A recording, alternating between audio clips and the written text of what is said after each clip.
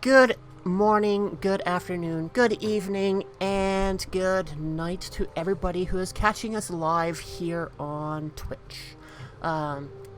You are about to watch us go through our Learn to Play Soulbound series. Soulbound is the new Age of Sigmar tabletop role-playing game by Cubicle 7. And actually, I should do this first. Can I get a thumbs up in the chat so I know everybody can hear us? The bars look good, but you never know. So, we are a Learn to Play series, which may change in the near future. And we're aimed at players who want to sell a game to their GM, and for GMs who want to sell a game to their players. Or, just help people learn the game through play and maybe troubleshoot issues in player creation or mechanics. Today we're going to be going through our second session of our Soulbound series. The first session was 2 weeks ago. We took a little bit of a break in between so one of the players could move cross country.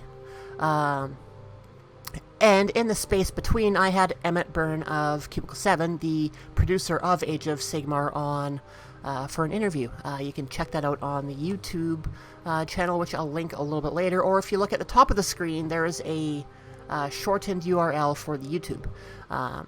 Right now the YouTube link is ugly until I can get 100 followers or subscribers and get a little bit more of a vanity URL for that. So if you're on YouTube as well, go to that link and throw a subscribe that way to help make this a little bit easier for everybody involved. So how we work is typically the first episode will generally just be me. I might have some of the players in the chat, and we're going to be going through character creation. Going through the steps that it takes to make a character, and if I have some of my players available, then I will have them provide some feedback to make essentially a pre-generated character a little bit more to the style that they want to play, which I did on our Soulbound characters with Keza's character. We did that live on stream about a month ago now. And then once we get into our first and second actual in-game sessions, we will be walking through a basic adventure, covering off the rules of play within the setting. Being as this is a teaching game, we will be going through play at a bit of a slower pace to make sure we get the rules and flow down. And if at any time the players or viewers who are watching live on Twitch have questions about the rules that we have just gone through, then they can let us know in the chat. And then for those of us who are watching afterwards on either a rerun on Twitch or on YouTube, you can throw your questions in the chat or comments. I'll get notified about them, and we can answer them there. Or we also have a Discord for our stream, which I will throw up in a second here.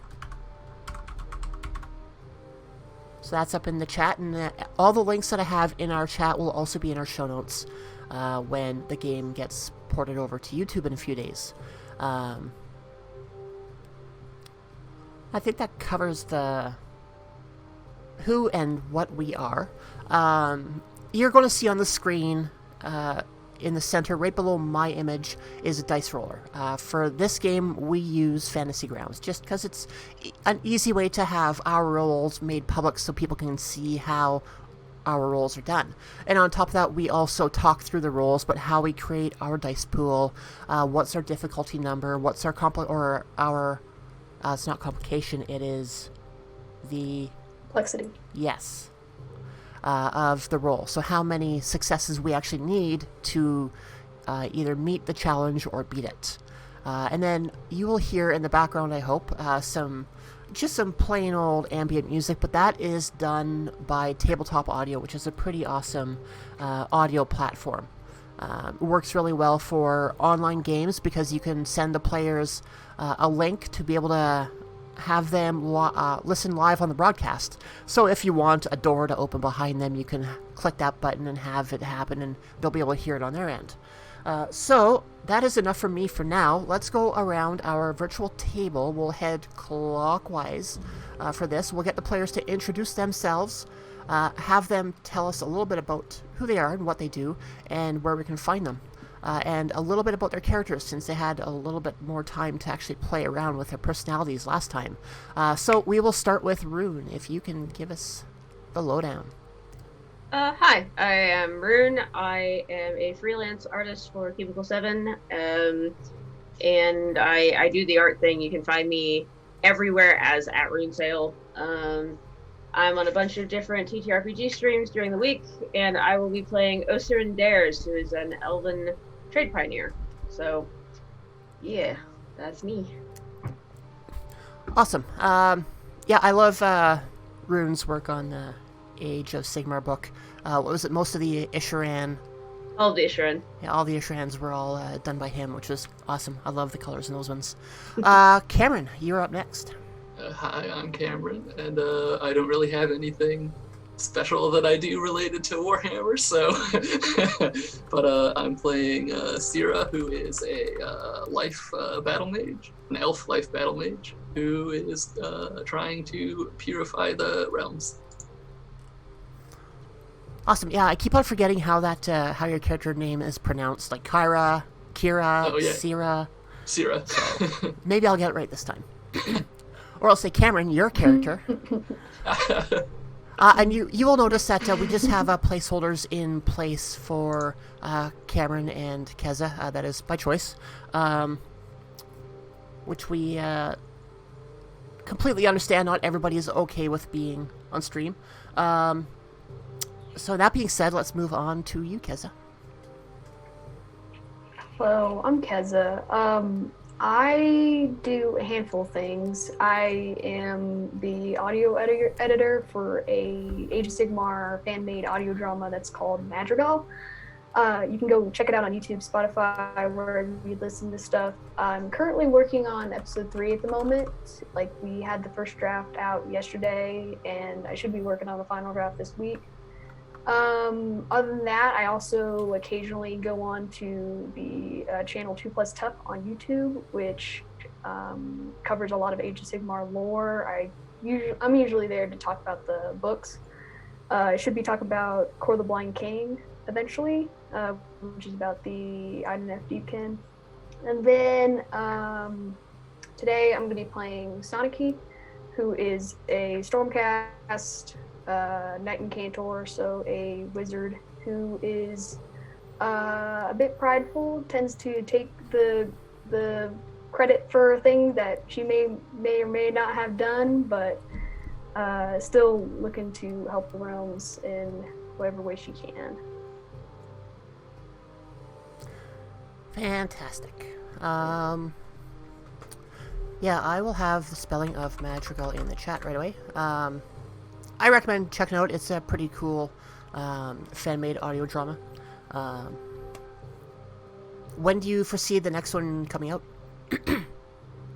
I'm hoping within the week.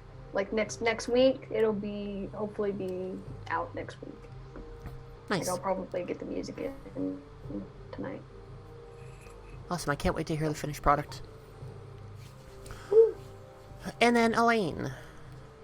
Yeah, I'm Elaine. I'm a freelance writer and game designer, and I wrote the bestiary for the core book of Age of Sigmar, and I've also written the free adventure, which is coming out, Crash and Burn.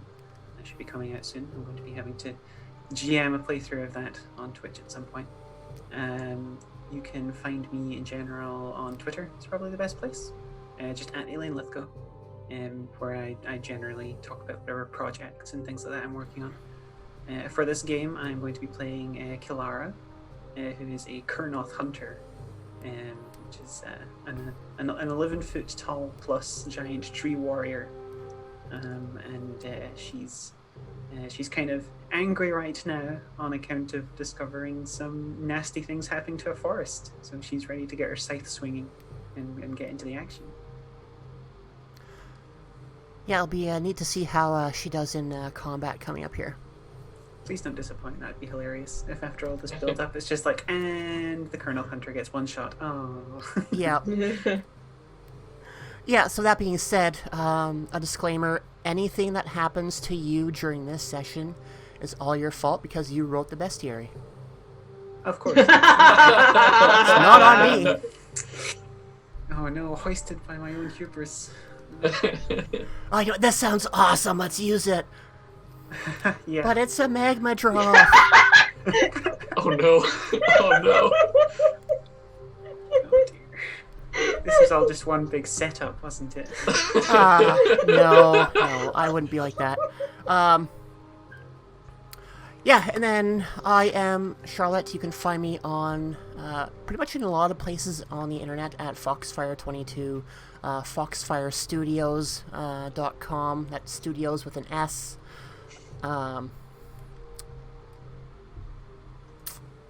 Yeah, totally lost my train of thought because chat kicked in on our Zoom. Sorry about that. Yeah, I am the ringleader here of this little group. I run Foxfire Studios and the Valkyrie gaming group, which I'll be having a little bit of an announcement in the next few days on a bit of a branding change for the stream itself. So stay tuned for that. If you like what you see and want to be a friend of the channel, if you're watching on Twitch right now, at the very top of this screen, where's my fingers? Very top of this screen, you'll see a little heart. If that heart is just an outline, click on it to fill that heart up, because as we know from our games in our younger years, having a full heart is better than an empty heart. And if you're watching later on YouTube, or if you want to get caught up on some previous episodes of various games that we've done, hit the subscribe button on YouTube. As I said before, the banner at the top of this screen will have a tiny URL for my YouTube page to make it a little bit easier.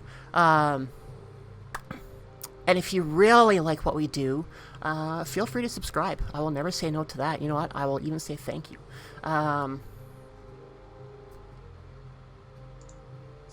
Awkward silence while my thoughts get realigned. I think that kind of covers everything. Hey? Scribble. Alright. So, where were we last week? Last week, our adventurers were being brought to a location that was found out to be a source of, at this point we'll call it unease. They were led to an opening in the, what was it, the Flame Spider Woad, which is in the, what we would see on a map as north, in the northern realm of Akshi. When they were taken there, I can't remember exactly which character it was, but they started to sense that there is some magic at work here, and things were not right. Let's hand this over to the players to get a bit of a rundown to what their recollection of the events leading up to now have been. If somebody wants to take I the recall job. distinctly we got to the, what was it? I think it was a ziggurat or a tower, and we decided to investigate a little bit. I think a siren cast a spell to try and glean some more information about the location we were at, and we determined that it was pretty old and run down and definitely fallen on hard times after the Age of Chaos. But we went inside and started going downward and came to a fork in the road where there were some rocks in the way, and Kalara, using her tree strength, moved most of it out of the way, but then we decided to go the other way, and there was water and stuff, and that was where we ended. Nice. Yeah, that's pretty much where we are right about now. I moved rocks. Yeah. We moved rocks. We moved a lot of rocks. Yeah, she We moved found rocks on her own. Not we found much a of a shield party. too, or there. something like that, right? Yeah. Yes. So Yeah. A shiny shield. Yeah, there was a Yeah. shiny shield. old world shield. It was And from I the old world too. Cast the legend lore equivalent in this game on the shield, and you were like, "Let me get some notes together about that." Oh. Oh yeah, did you manage to do that?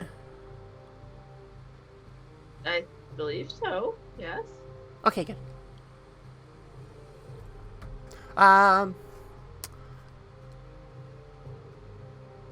Yeah, so I'm just trying to jog my memory. So, you found the shield.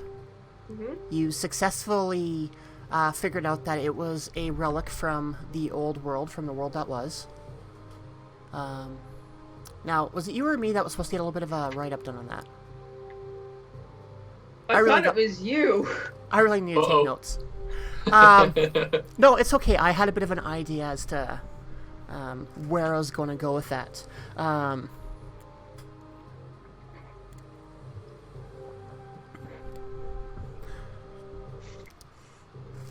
Yeah, so as you entered that room with the water, there was a bit of a fountain at the end of the wall.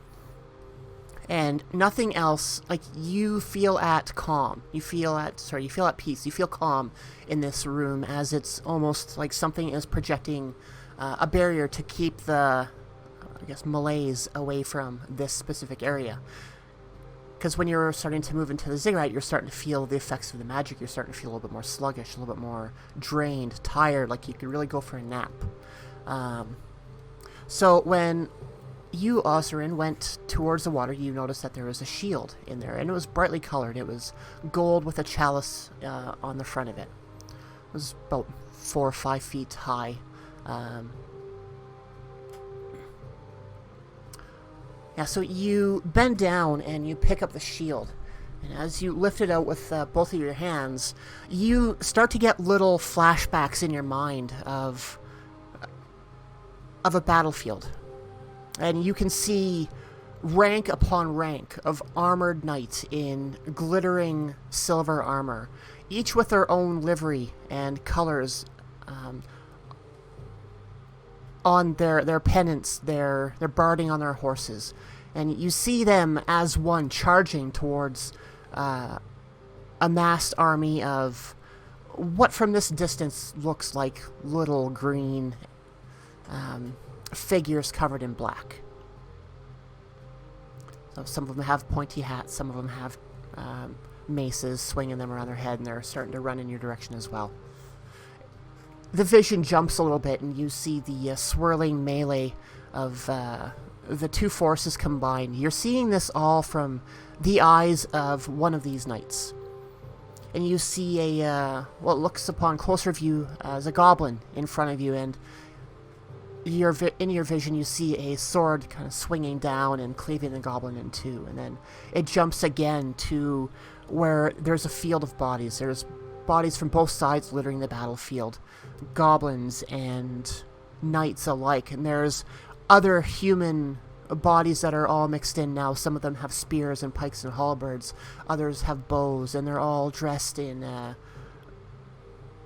random colors of the other knights that have brought them to the battlefield.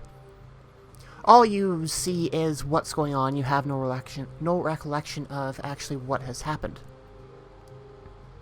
And then it jumps again, and you see gray walls, like stone gray walls covered with dark green moss and vines creeping down the stairs in the hallway. And it jumps again, and then now you see the shield that you're holding now in front of you, grasped in two hands, placed into the fountain. And then that's the last of the vision.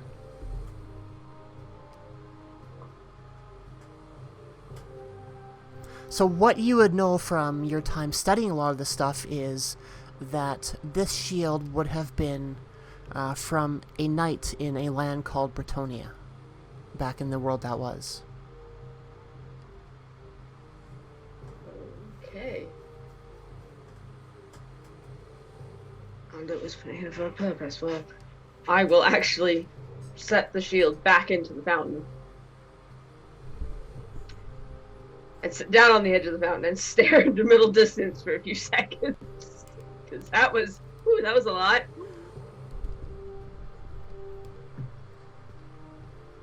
So everyone, just a point of order. Don't move the shield. I think it was put here intentionally for some reason, and it's probably keeping some of this corruption at bay. So, also don't touch it, because that was really strange. Well, you know what happens when you tell somebody not to touch something, right? Tell me twice. Which is to say, touch it. Obviously. Just edge like a half step further away. Just eyeball it. No, there was this battle and there were the goblins and... No? Anyone? No, I'll trust what you say. God, it was fascinating! Nope. No, fine. Well, I would say we should take it with us, but I actually think it's sort of making this place holy, perhaps. So, we should probably leave it. So I guess we need to come back here. Yeah. Once we figure out what's the source of the issue is, we'll cover this. Later. Actually, no. Sorry, I'm dumb. If the shield is keeping corruption at bay, maybe we should take it with us. Look, I'm not smart, alright? I just like to find things. So, for clarification, this underground chamber we're in, there's no other way out other than the way we came from? Correct. Okay, cool. What a massive pile of rocks we moved last session. Where did that go? Was that here? I feel that they would have been lining the corridor leading up to this to help make room to get by. Ah. I don't Okay. foresee Clara taking each rock and moving them outside. Just making enough room so everybody can get past. No. I mean, when we cleared the rocks, this was the chamber that was behind them. Yes, sorry.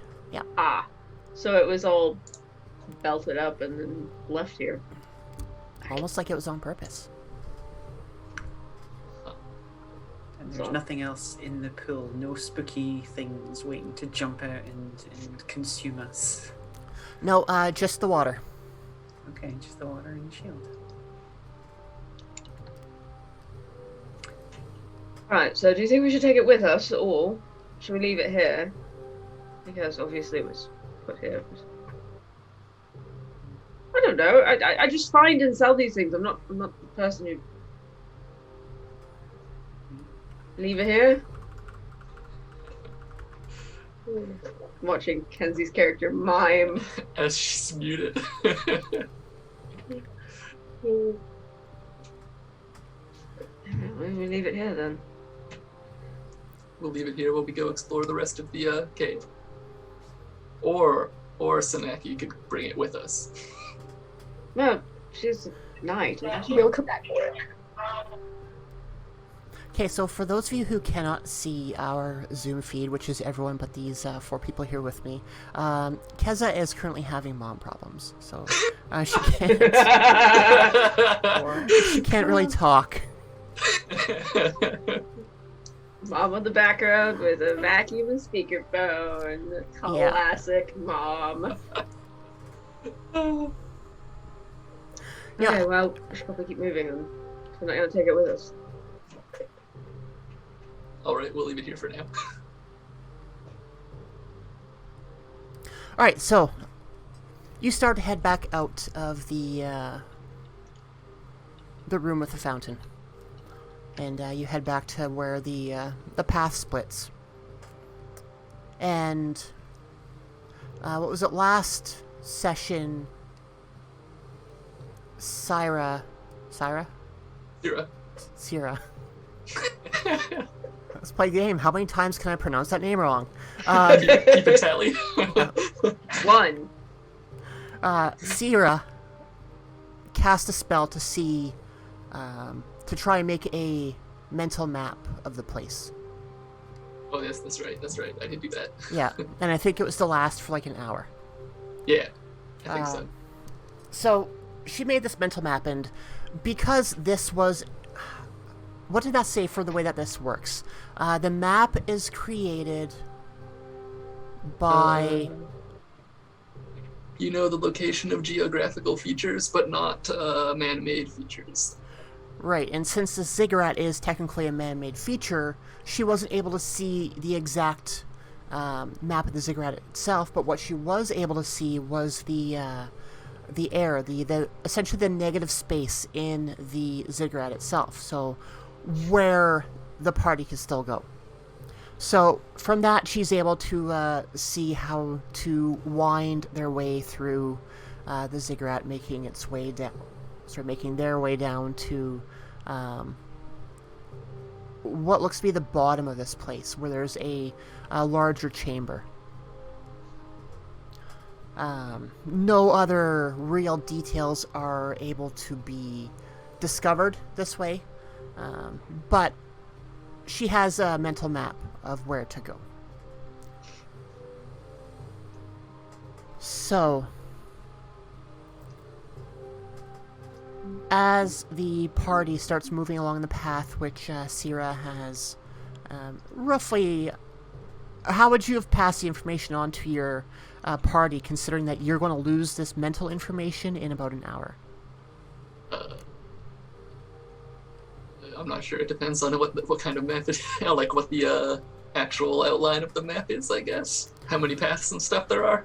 True. It's nothing too complicated. Yeah. There's some chambers off to the side of the pathway as you go along. But nothing... It's not like the maze, or not like a maze or anything. I used chalk to draw the outlines on the wall.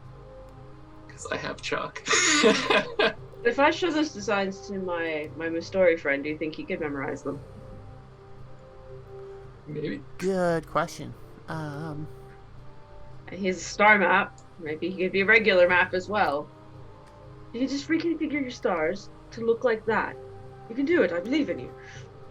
That'd be cool. He just has a map on his side. just like he's got all these little stars, and they just reconfigure themselves to be maybe vaguely passageway shaped. I don't know. So when Mustori are first born, they get the lay of the land that's closest to them, and they start to record certain pathways and tracks that are well worn. And as they grow older, their realm of influence increases, so when they get to be full grown, they now have the star chart all around the realm on their bodies. Yep. That's cool. Did we just make that up, or is that just lore? Made that up, I think. Woo! I like it. So you need a baby Mustori. Oh no. Well, I have a fully grown one though, so that's what we have to work with. Time to get into the reproductive cycles of Mustori. Oh boy. Coming in one of the future books. Don't tempt me. Oh, I think that seed has already... turned into Pokemon. The seed has already been planted. I just want them in different colors, please. I'm willing to draw more in different colors. Just all of them in different colors. Well, You should have seen the concept art for these boys. They did come in different colors. There was a rainbow one. He was delightful. I've always pictured in my mind that the different Mustori colors would match the realms that they're technically reflecting. So actually would be a little bit more red in my eyes, and Gyron would be green. So where does a black and blue one come from? Azir. Bright shadows. Sorry? Orange, probably. Yeah. That raises some questions about Osirin. Okay. So yeah, Sierra draws the map on the wall in the chalk and says, "This is what I can see." Oh, that's really useful. You need to teach me that spell sometime. Do that.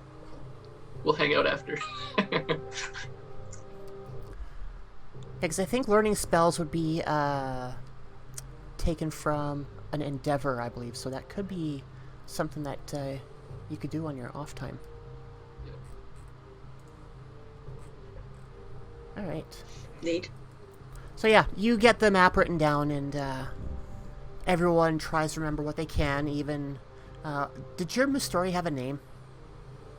Ink. Ink. Ink. Nice. Even Ink tried to do what they could to remember the path. Exactly.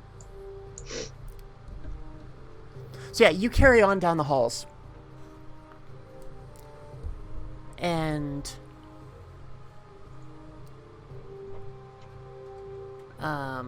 I'm going to need one moment here. I just have to discuss something with my party.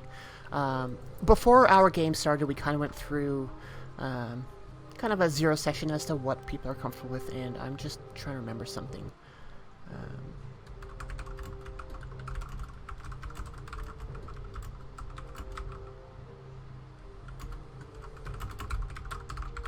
Sorry, bear with me for one more moment.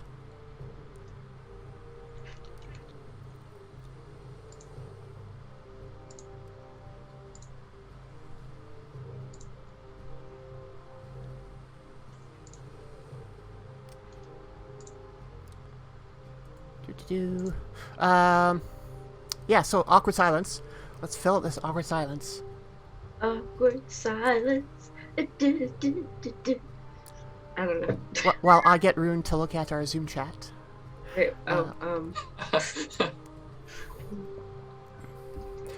Yeah, so I do want to point out that I did change something on our overlay from last week. If you notice on our nameplates below, they're a little bit smaller now, and our names rotate through our real names or our social media names and our character names. And as well, I have our pronouns listed after everybody's name for their names and their characters. This was something I've been trying to do for a few sessions. I had it half going in our last session, but it was ugly and awful, and got my ears. it was a nope. So kind of evolved it a little bit, and now we have what we have now. So it takes a little bit more time to get it going, but I think it displays our name, who we are, a lot better, and I'm not trying to fit so much information into one small block. Yeah, so as our players, or sorry, our characters are moving down the hallway, they turn a corner and they start to hear some buzzing, like the buzzing of a horde of flies. And as they make their way down a little bit more, the sounds get louder. Then they come to another corner in the hall, and as they turn the corner, roughly about, say, halfway down the corner itself, they start to see these large, human-sized, shambling creatures. Their skin's like a grayish green, and they have one eye protruding from their face and a horn in their forehead. And you'll all know these to be plague bearers, without a doubt. Oh no. Sorry.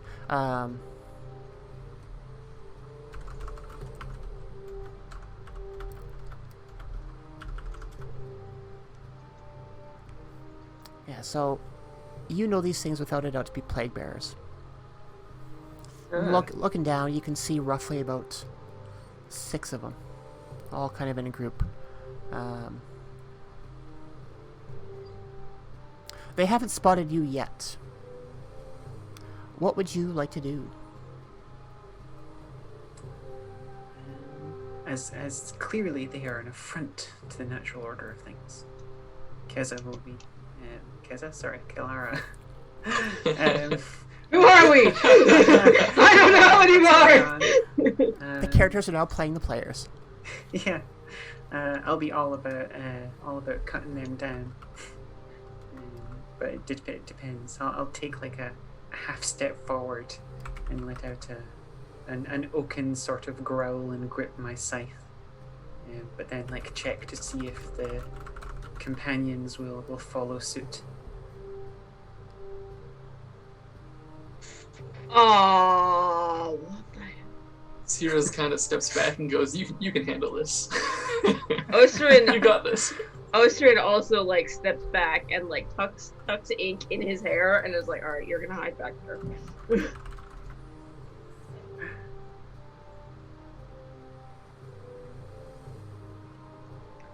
all those. Anyone? I've got a fireball. I could fireball him.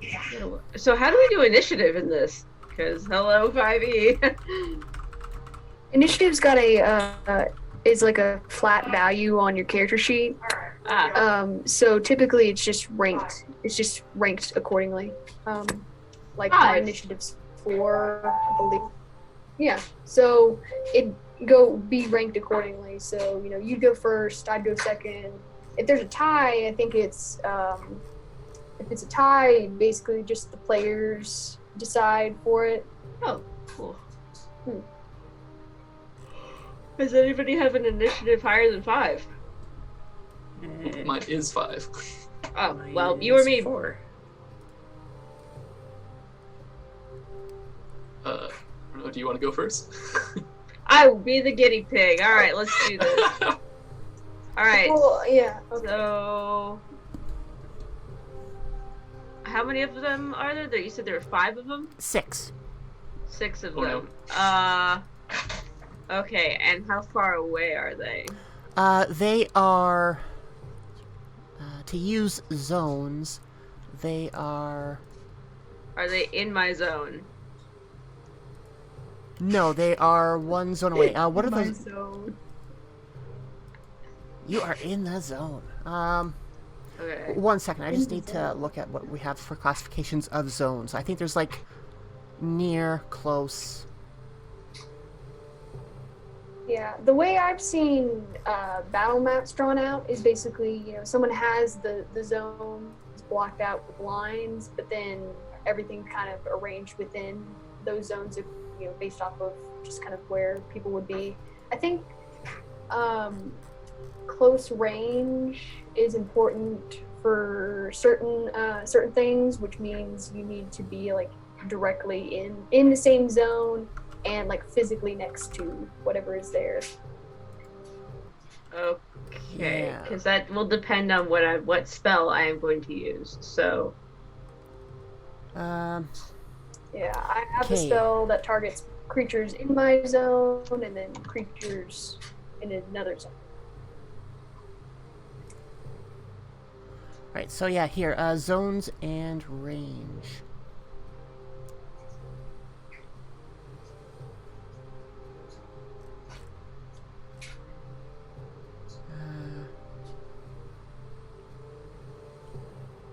Sorry, and this is where the learn to play comes in. Actually, going through the book as we learn, because second session playing this, and all of this is still new. So we have the breakdown as close, short, medium, and long. Range-wise, for weapons,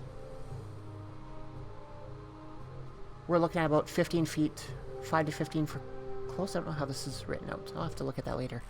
So anyway, let's just say that you're within medium range.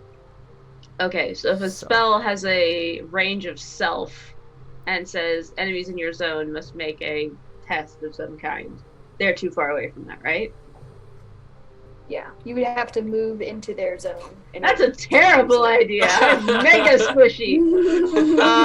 So instead, I am going to Osirin will kind of gesture in midair, and there are like streams of like sort of pale rainbow light that shoot towards one of the leaders, whoever's out in front of the plague bearers. And I will cast Aetheric Net on them. I have no idea what I'm doing, but I will CC this motherfucker.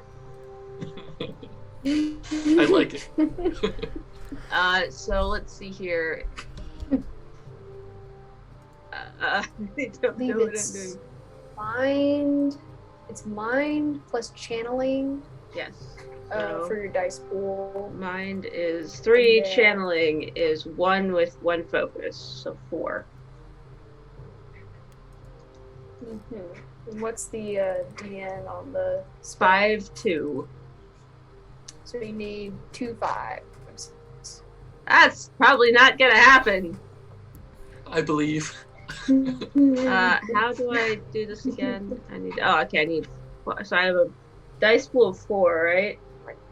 And I can Yes. increase wound by. Go dice! Do not fuck me! Oh, it's 2 5s! Woo! I also got a 6 as well. Ooh, and so an that's- extra 6.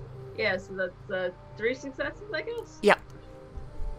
So I do have an overcast, 1 round additional per success. So for additional success, so I got 2 successes, 1 on the top. So it's an additional round that one of them is chained. He can make, or they can make an action to make a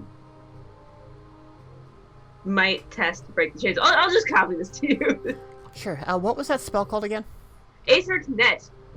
I'm surprised it worked.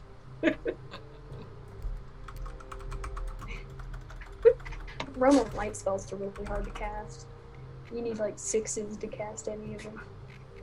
Well, I did not know this when I made this character. I mean, you succeeded, so it doesn't matter. I did. The focus helps. Focus helps. Yeah, no, Emmett helped me make this character. Emmett and Charlotte, I think.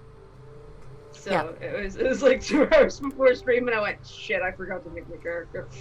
I have no idea how the system It's works. okay. Woo!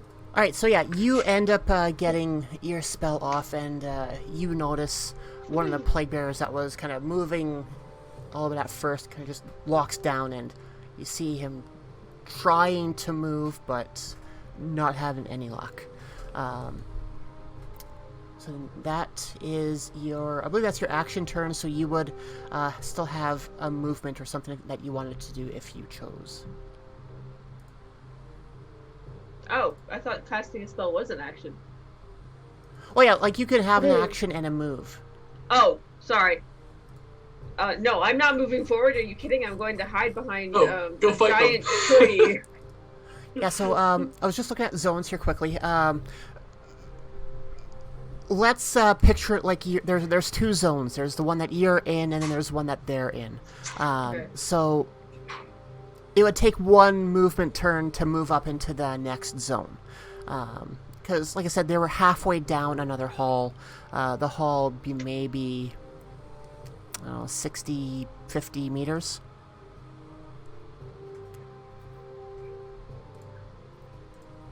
Okay then. Right, so if you are not moving, who would like to go next? It actually would be Cameron's character. Did 'cause there's... Kalara? Right. Yeah. Oh, yeah, Sarah, right. go next. It's Sarah. 5. Let's see, what should I do? Throw a fireball down the hallway! Okay. I don't have a fireball.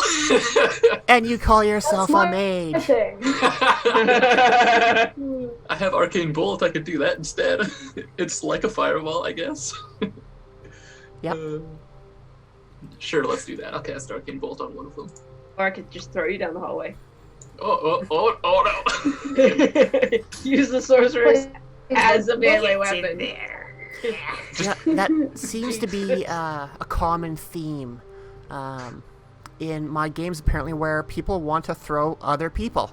Warhammer Fantasy Roleplay, that came up. I mean, Kalara could probably throw us if he wanted to. I mean, Okay, let's see. Throw the Night Questor. It's like an adventure game. Use Night Questor on Plague Bearers.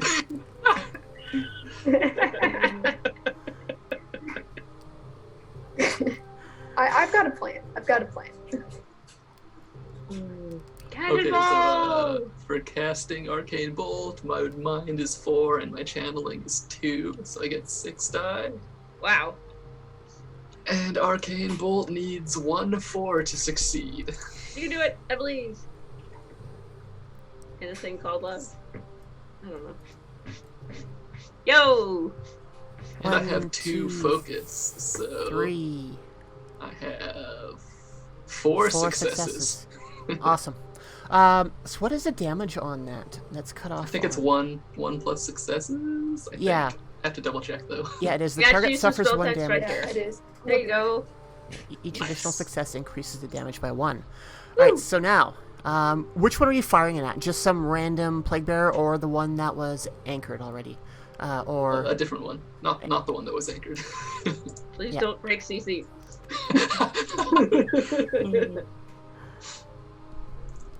Yeah, I said anchor. Then I want to say tether, and one of our players or one of the people in chat will get what I'm talking about because it might be a thing in the future. No spoilers.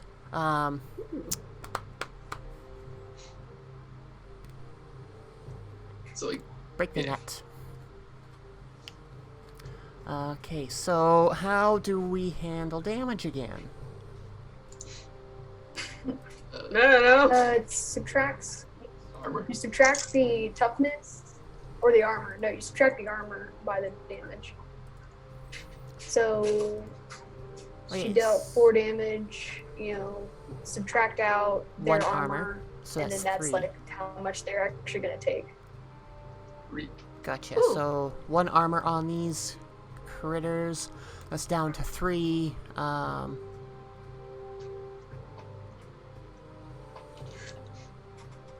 Would that be considered a ranged attack? I think so. Okay, so Cloud of Flies. Yeah, The 'cause play bearer it's- is it's- surrounded by a swarm of bloated flies. Its defense is 1 step higher when it is targeted by a ranged attack. Okay, but spells are a little bit differently, so Yeah, spells don't use the defense. I don't think. yeah, I don't think so. I think that's more like if you're trying to shoot an arrow at somebody. Yeah. Alright, so then that, I think, would take them... where is that? Their toughness is 1, so... Yeah, he catches It just a explodes. arcane bolt to the face. And then there were 5. And I think that'll be the only action I do for this turn. I just broke everything. Throw a tree at your friends. Do do do do. You can't throw a tree at them. Have you seen this tree? It's 11 feet tall. She You can have to throw it herself at the. Kalara, what is your initiative? 4. Okay. Would you mind if I go first? Because I have a spell that can deal damage to just about everything in the zone, and I Yeah, don't for want to get you all caught up in it. Yeah, go for it. Alrighty. This where you failed to cast. It's fine. I would like to. I would like to use my movement to move into the Plague Bearer zone, and I have a spell called Cleansing Fire, which is 5/1, and it does 1 damage plus success to creatures in the zone. So my mind is 4, my channeling's 1 with 1 focus, so I'll have 5 dice. 5 dice. Go! Okay. That is 3 successes. So it'll be Do you have damage focus 3 at all? to each creature in the zone. I do have focus. I don't. It's 5/1, so I can't exactly boost any of those dice to get an extra success. Gotcha. So there you go. 3 damage to everything. In the zone. Oh, And now yeah. you just aggroed everything. Just killed everything. What, really? I think so, yep. Yep, they have Oh. armor 1, Yeah. which will negate 1 point of damage, which leaves 2. Now, is that 2 per each critter? Yeah, it says creatures in zone, yes. Okay, and Holy then crap. they have toughness of 1. So we just Oh, erased boy. them from the face of the. Stormcast don't mess around. Sonic, so Sonic, he moves up and places your staff in the middle of the zone, and a ring of fire just kind of gradually moves out and consumes the plague bearers. Oh, that That's, was. Huh. Now Kalara's mad that she didn't get to kill anybody with her scythe. No, She's perfectly happy to stand back from the fire. Oh, that's true. In closed space. Well, that might not be all of them. As far as you're concerned, in this immediate area, that is indeed all of them. Wow. And it kind of goes to show you that even something like a group of plague bearers could get one-shotted. What's up? Aren't they minions? They are minions, yes. Yeah. Yeah. I played in another game and did something similar to a bunch of like Carrick acolytes. Just swept them all out of the way with the staff. I'm like, was it that easy? Yeah, but that's the nature of Soulbound. I suspect. Yeah, you are on a bit of a heroic scale for something like this. Which is to be it's understandable. Okay. Alright. Yeah. Alright then. If you, That was easy. yeah. This is shall we proceed? Yes, we must find the source of this corruption. Uh, Stepping around the residual fire. Residual fire. Once it reaches the walls, it kind of disperses. I am so glad we're on the same side. Okay, hold on a second. Frecky Dougal in our chat just pointed something out to me, which I was kind of looking at before, but didn't click in. So, let's roll it back a little bit. Oh no. So,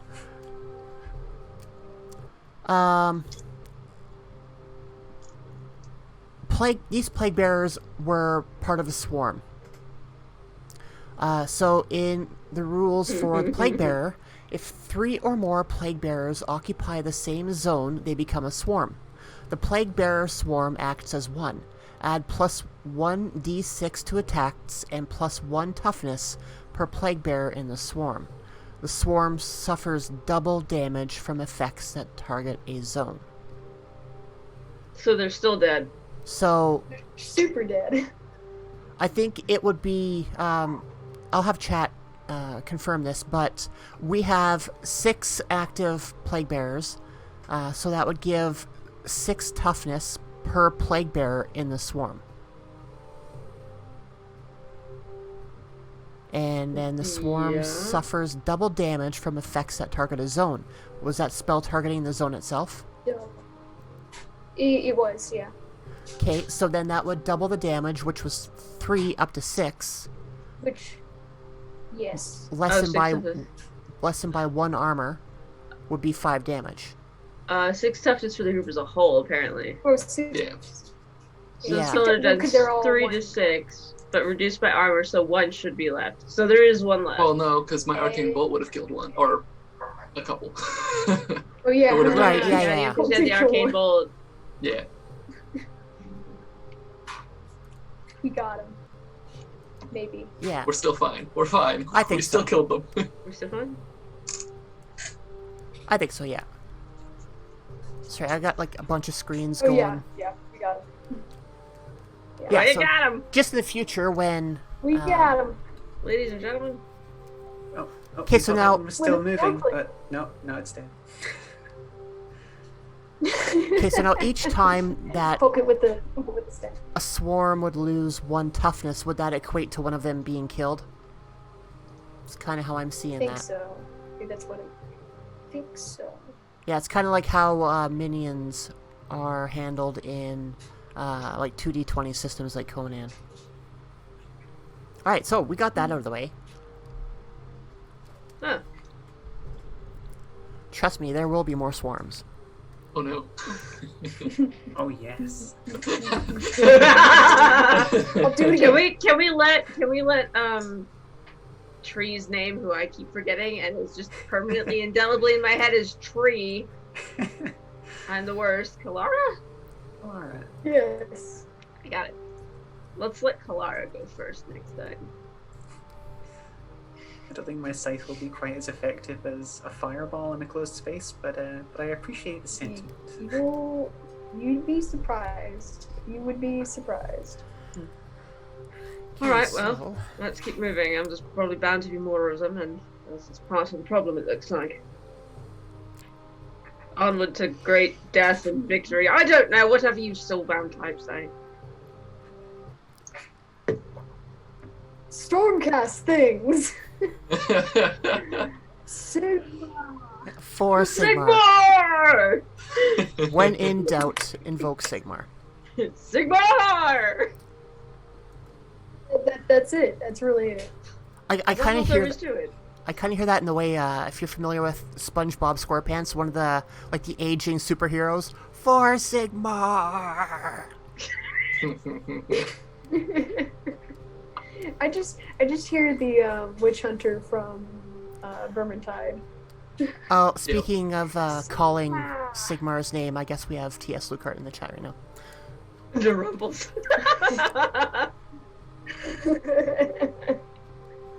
Yes, Mermaid Man. Okay, so I just need 2 seconds to go through some traits here to get things tweaked up. The nice thing about the way that So you yelling about Sigma. Yes. Sigmar! The nice thing about the Soulbound stat blocks is it's pretty quick to grab them on an optimized PDF. And then take what you need. Oof. I'm sure I'll pay for that one later. Emmett's spidey senses are tingling in the background. Yeah. Oh, speaking of which, Emmett says to stop using your hand. You need to heal. Ah! Uh-oh, you got called out. I'm not Just doing stop. anything with it. I'm just gesturing with it. Leave me alone. Yeah, we have some behind-the-scenes knowledge that Emmett wanted to have everything set up so he could run the game drunk. And I think he succeeded.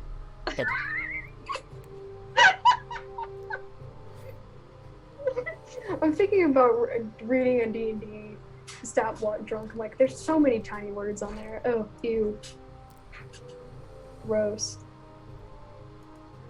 Okay, so I need... Alright, you know what? Here, let's, most of you have had a chance to look through the bestiary, right? Yes. And you know what? Everybody in chat who's listening live right now can pipe in as well. We're going to be moving up to a big final battle at this point to get our Learn to Play wrapped up. What I originally had in place was another swarm or two of Plague Bearers, as well as a Chaos Lord. Where's my sheet? Gas. Are we gonna go all in on a great unclean one right now? You know, I thought about it, but I thought about it. I was looking at the... Freaking Bullthrax. Throw the go at them? What the We hell learn is all the about the go? reforging Great process while we're at Great it. Unclean One. Great unclean. It's Oh. an abbreviation for. We would Great die. Unclean. We would Great die Unclean. very badly. Yeah, Well, I mean, I could channel my inner goddess and just go for it, but I know, I seen the 48 toughness on it, and I'm like, 48 no. toughness and 12 wounds. We got this.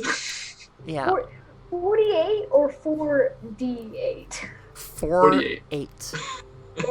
4, 8, and 3 armor. Yeah, Yeah, the armor will... I was about nope. Osrin and Sierra just run away. They're like, nah, we're out.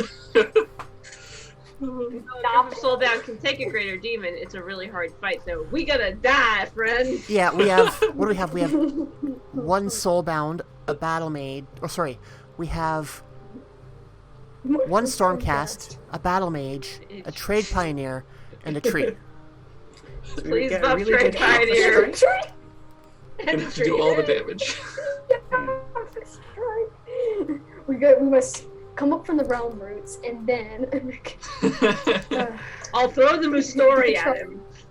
mortal wound. He just stops and goes, oh, it's so cute. Okay, now. Actually, no, and that's a good point that, well, not a point, but something in what TS said about a group of Soulbound. So let's try and use some of the We're not special throwing ink Soulbound at powers. anybody. We're not using ink. We're not throwing ink to anybody. Isn't mine something like Trader's Cash?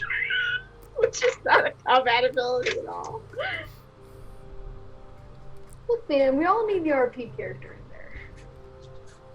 That's what I Who do. needs good RP gear? I mean, I've got a bard in one game and two Therages in another. If anybody's doing the 5e dance. So. Oh yikes! I mean, I've got a bard.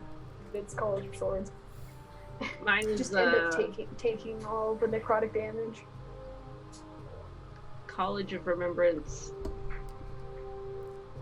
As long as I get him back on the other side, I'm good. Okay. Okay, so what do we have for minions that we can throw at? My Mustori is soulbound as well. Leave him alone. Can he like contribute Soulfire for me? Oops. I feel like the Mustori should contribute Soulfire just by virtue of adorableness alone. I mean, that he stokes all of our souls with his lovely presence. 4 minutes to rocket launch. Okay, I'm good. Sorry. I'm just excited. It's historic space. Space. Yeah. Historic space, even. That's a big deal. Historic space. Mustori space. Okay, so, That's what the dragon capsule means. A Mustori. He's a star chart. Yeah. I think they have more advanced computers on board, unfortunately. what do we have in the bestiary that would be like a champion of chaos that we could tweak up for something like this? Blood warriors. Maybe, I don't know. Yeah. Warrior, swap a Nurgle ability on there, give it like the Cloud of Flies something instead of the Gorefist and everything like that. Yeah. I'll keep Gorefist. Gorefist is great. I play Corn. I love. I'm painting a flesh hound right now. So are we gonna die or not? I would lean towards no. So we've got a Chaos Sorcerer Lord right now. Looking for something else that could be thrown in there. Like just to have a nice round combat, like a bunch of We have a Future Blight King stat block currently. No. Because those are the archetypical Nurgle mortals that you see on the tabletop. They are really tough, famously, in the game.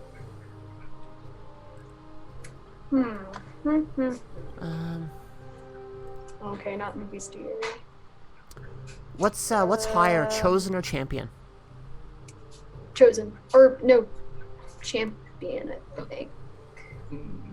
Champion. Or no, I guess it's chosen. So says Frankie in the chat. He knows all of his things. All right, so here. Thank you. Ooh. Right. Nice. Okay. Yeah. So I think I've got something that we can go forward with. Right. So yeah, you dispatch the last of the plague bearers, and it was fire that you killed them with, right? Yeah, killed him with fire. Yeah. So you see embers burning on their corpses as smoke kind of comes up and taints the air around them. Kind of a greasy feel to the air as you make your way past them. Ugh. Gross. So then you continue on the way down, and you pass one of the other side rooms, and you see another fountain in there. This time, when you get closer to it, there's nothing in there. It's just water. Okay.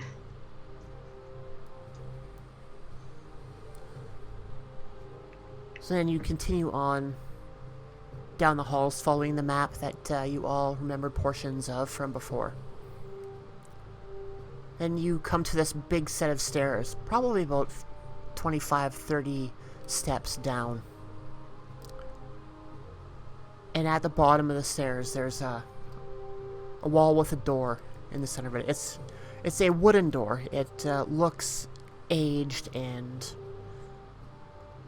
has pieces that have been pulled off over time. It's like a dark brown with green slime almost growing off of it.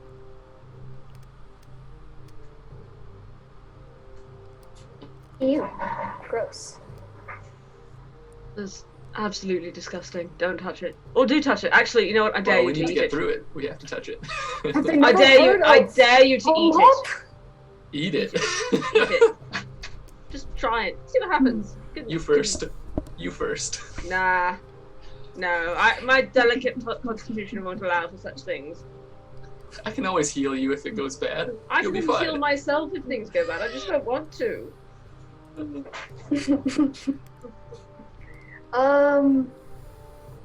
I could, if we all step back, I could probably cast a fireball on it to make it go away. What if we just pushed it? Should we just push it open? We could get Clara in there with her scythe, It looks like a pretty big- haggard door. We could probably just push it open, right? Do you want to just cut through it, Clara? FBI, open I up. can certainly try. Just go for bringing the scythe across the door. Yeah, you hit it with no problem, and it swings open. Excellent. I told you. We could have just pushed it open. Well, what kind of entrance is that?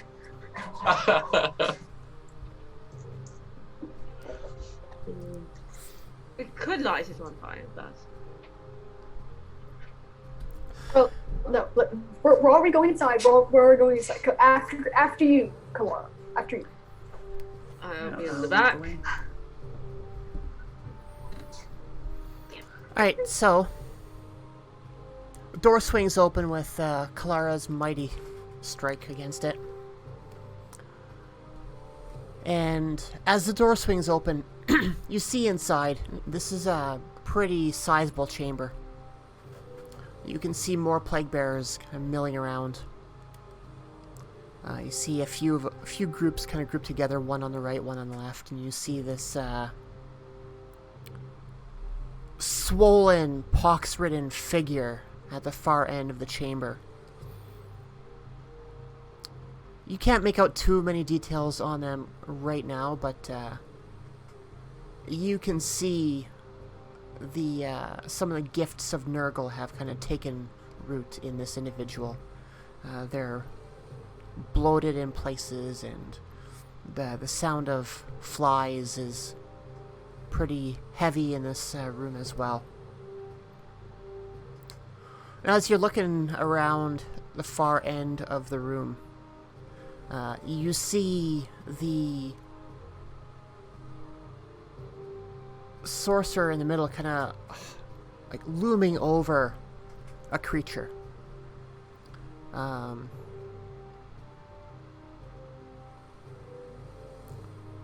How good is everybody's eyesight? I thought Well, I know Would that be Sita like has natural awareness? or- Yeah, awareness is 2 on me. Mine's 3. I don't have that. Uh-oh. I put it all in the weapon skill. I'm a knight after all. Okay, so yeah, let's do...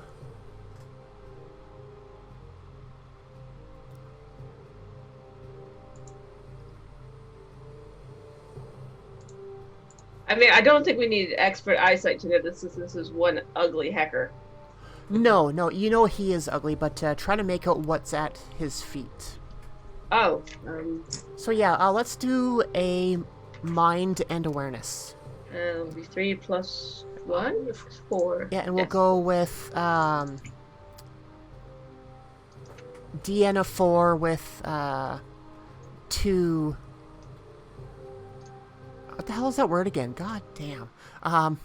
Complexity? Yes. Does that not work? I keep on thinking like complication. Aha! 4. I see all. Does that work? Did that work? That did work. Was that the 7 that I just rolled that is absolutely pants? Yes. Yeah. Yep. Yeah.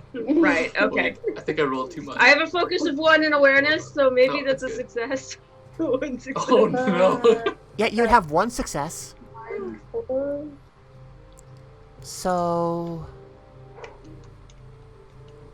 Guess are we all rolling? We're all rolling. yeah, We're everyone can all roll. fucking blind. Wow, no, I got it. I got it Freaking too. 2 6s. Come Yes. on, Knows what's right down there. up. So Osrin and Kalara aren't able to see this clearly, but the other two Filled are. with rage. Yeah, the red has kind of come over your eyesight and it blinds you to all fine details. So as you're looking at the thing at the feet of the sorcerer, you are able to see bark. Like what would look like the skin of a Sylvaneth. You start to look no. closer and you start to see Uh-oh. a branch witch. So just lying there, and from the branch not witch, good. you see kind of like a mist, a fog rising up off of her, and slowly billowing across the floor. And I didn't mention this before, but this chamber is separated by like a stream going through it with 2 bridges going over top of it. And some of this smoke and mist kind of billows down into the stream and gets mixed up and kind of takes on a bit of a green tinge to it, while other parts of the mist flow over the bridge and over the water to where you are. So as you start to get a feel for the room itself, this feels like a stronger pull of what you're feeling before, like the sluggishness, the sapped energy feel is a little bit more prevalent in this chamber. And you're able to see now, the 2 of you, that this is coming from the Sylvaneth on the ground.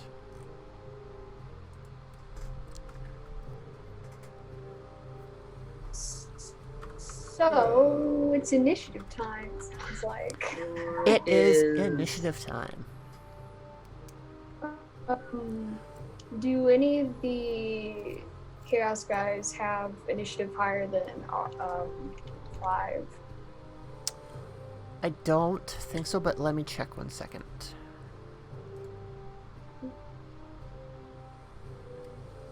Actually, yeah, the Sorcerer Lord has an initiative of 5. Oh, Okay. Oh.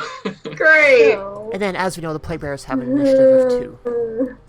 Okay, so Alrighty. we have the what Sylvan about and the the children? bad dude, and then the 2 Plague. groups of Plague Bearers. 2 Nah, groups we of got play this. bears. There's the Sorcerer Lord. Is there a chosen? The Sorcerer Lord is a chosen. Oh, he is chosen. Okay. So, okay, just those 3. Okay. So, DM, how are we going to determine who goes first? Because the enemy has same initiative as 2 of our guys. Yeah. I can't remember if it is stated in the book, but we'll let the players go first. All right. Yeah, so as the door gets kicked in, you take in, scythed in, you take in the surroundings and see what we just went through describing. And then at the sound of the door opening and slamming against the stone wall where its hinges are, everything kind of takes notice of you. The Uh-oh. Plague Bearers kind of look up and They just all look. yeah, it's like, they're with their close, like, one eye, just all looking at us, like, Record scratch. and you know that they're thinking to themselves, "How probably rude." wondering why. This is me. And then the Sorcerer Lord starts to turn his head in your direction while still doing his hand-wavy magical stuff over the body of the Sylvaneth. Because that's all magic, is just hand-wavy stuff. Hand wavy stuff. Yeah. Who else had initiative 5? Sierra did. You and me, Sarah. I guess I'll go first because I can cast a spell to give us more armor. Oh, That might be useful. Which would be unless Kalara's rage gives her like a 6 initiative and she just charges in. No. So I'll try and cast a Shield of Thorns, which goes on a 5/2. 4, 5, 6 down. Okay, I need to. Oh no. How much focus do I have? Aha! I have 2 focus. It's a success. Nice. Barely. Saved by the focus. Which means that where is it? Each ally in your zone gains +1 armor until the start of your next turn. Additionally, any attacker that hits a creature affected by Shield of Thorns suffers 1 damage. Cool, I have armor for once. That's nice. Yo. Okay, sorry, That's I'm here just somewhere. getting my sheets sorted out here. Ah, there it is.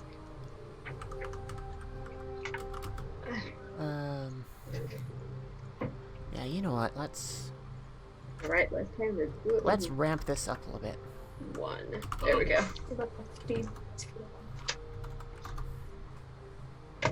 Do we really have to ramp it up though? Oh yes, yes we do. Oh, is the sorcerer gonna try and dispel my spell? Oh, yeah. I wonder if this. That's does he have unbind, right? Unbind? Yeah, Yeah. he probably has Unbind. I don't actually know. Is there Yes. anything Yes, useful he in does. this room that I can... Good thing I have Unbreakable Spells. Okay, so remind me what those do. Now we're getting into traits and spells, and there's a lot to take in here. Let's see. Unbreakable Spells increases the complexity of the Unbind test by 1 per level of focus. I suppose we can try diplomacy here. Man. So it would He's go 5 successes? Oh, 4 successes. 4 successes Wow. to dispel. I think that's how that You works. want a 5? Let's see. You want a 5 Cast 4 there? Climate. Okay, and then how does unbind work? I need like 5 more monitors to have everything open that I need to have opened. So the sorcerer has to get more success. Or wait, I think more. No, the same amount of the same or more successes than I did. But then because of Unbreakable Spells, they would need to get 4 successes instead. Right, and that would be mind plus channeling. Channeling. Okay, so now in channeling for the Chaos Sorcerer Lord, it's written out as plus 2d6, comma, plus 2. Is that like plus 2 focus? Yeah. Okay. Alright, so then, Oh no. mind of 4, channeling is 2, so that's 6. So he needs to get 4 5s.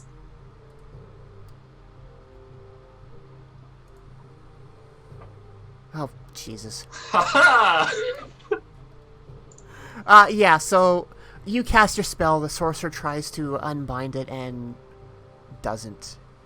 Fails miserably. Yeah, And his I laugh attention was and kind of laugh. split in between the Sylvaneth and the party that just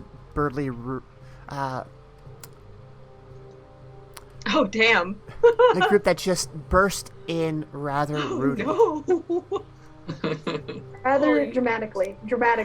Yeah. We'll go with dramatically. Stop. Yeah, he fails with flourish. That's 3 1s and 3 Oh, no. You know what? This is how I roll. Failing was- Go back and Oh, watch no. any other games I play, and this is how I roll. So I and mean, then I he guess I'll use my he medal didn't and cast expect to Arcane have Bolt. Might as well. Sure. Yep. Woo. Yeah, because using metal, you're able to take another action, I think, wasn't it? Yeah. Yeah, you can take another action, or you can. I want to say it's double your training. Yeah. And Yes, then yep. there's another thing to do. Okay. Ask the chat. Metal use. Take an extra action, use a talent or miracle, double your training, or double your focus. Cool. Double your pleasure. Oh, I should have used metal to double the training on that. 4 successes. Yee.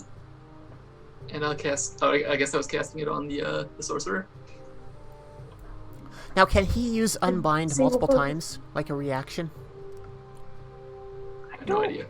No. If he has metal, maybe I think so. it would count as another action, right? Yeah, per metal. So Yeah, per metal. Per metal. But he would have to get one. He'd have to get You still have to get a lot of successes. 6 successes. Jesus. That is a good talent.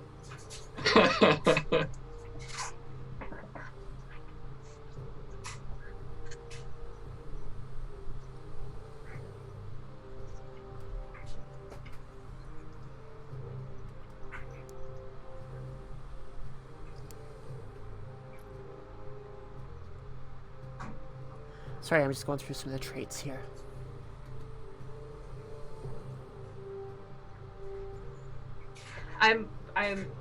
My attention is unfortunately a little teeny bit split because I've got the SpaceX launch on one screen. I've got you guys all together. I'm sorry. No, that's okay. Spade. Spade. So Success what was that and spade damage so coming far. through? The damage would be 4. Okay, yeah. So you cast your arcane bolt at the sorcerer, and he ends up taking the hit, which knocks his toughness down to 6 because he has 2 armor. And that's my turn. Wow. Pretty. Right. So who else had 5? I do. Awesome. Yeah. Okay, so the branch witch is definitely dead, right? Like, she way gone, yeah? It's kind of hard to tell. Is he, like, bringing her back? Like, what's going on here? All that you were able to see before this all started was that he was doing something over top of her, and you see a mist coming off of her. Okay, I do have training in medicine. I'm trying to just... what I'm trying to determine here, DM, is if this is going to be a potential foe, or if this is somebody who I can assist, who might be able to assist us. At this point, from this distance, it would be hard to tell. Oh, I'm gonna try and stop him. So, second verse, same as the first. Let's summon some rainbow chains on this man. Ruined his whole career. Was that the binding one you used last time? Aetheric Net, yes. It's really hard to use a mouse with a brace on. I'm not a spellcaster. Okay, so I will, Ocean will kind of peek out from behind Kalara and attempt to cast Aetheric Net on the sorcerer to try and stop him with the ritual if he can. So this is gonna be Mind plus Focus Channeling. It's 4. I really should have taken more ranks in channeling. Note to self. I didn't know what I was doing. It's very useful. Yeah, I didn't know what I was doing when I made this character. Dice, don't fuck me! The answer is, cast goes off. Cast is good. Nice. Yeah. Alright, so that's 2 successes.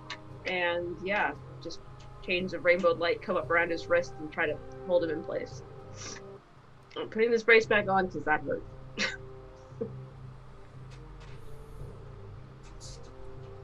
says Emmett Wills. Don't call me out. I haven't made any art in 4 days, guys.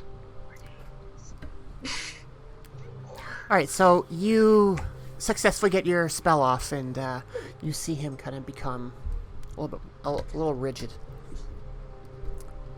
And you hear him shout a curse in your direction. I got you and your mother.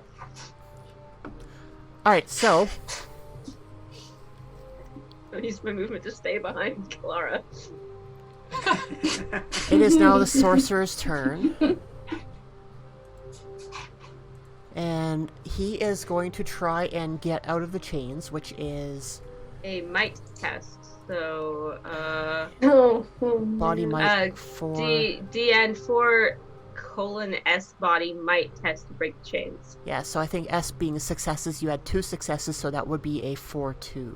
Yeah, this is probably gonna be pretty easy for him, I guess. Depends on his body, I do you guess. have potent spells as a talent? I don't. I'm a diplomat. Bummer. Bummer. I could try to negotiate with him. I don't know. I don't think it'll work very well, but... Yeah, I have diplomat, How about- spellcasting, no. loyal companion, and scholar, and my special archetype thingy is trader's cash. So unless there's some like cache of bombs here in this room, I'm not terribly useful.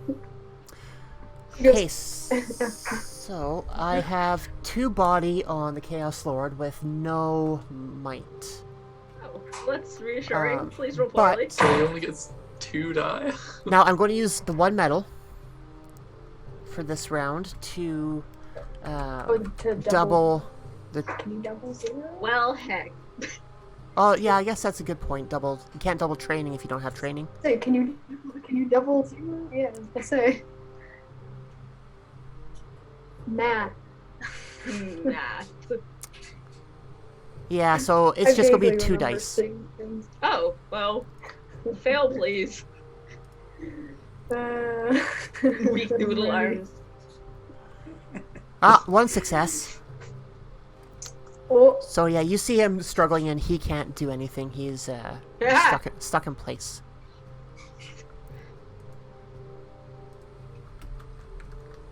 So then that is his turn. Nice. Nice. alrighty. Kalara, do you want to go first? Are you take blowing stuff up? and handle this chaos lord? I'm gonna handle the plague bearers. I think you can handle the chaos lord if you want. As a Kurnoth hunter, my prey is in my sight.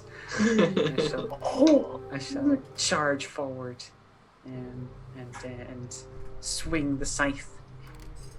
Yes, yes. Pathetic. So I bring it down on this noodle-armed sorcerer. Yes! Slice him into bits. He's CC'd, get him!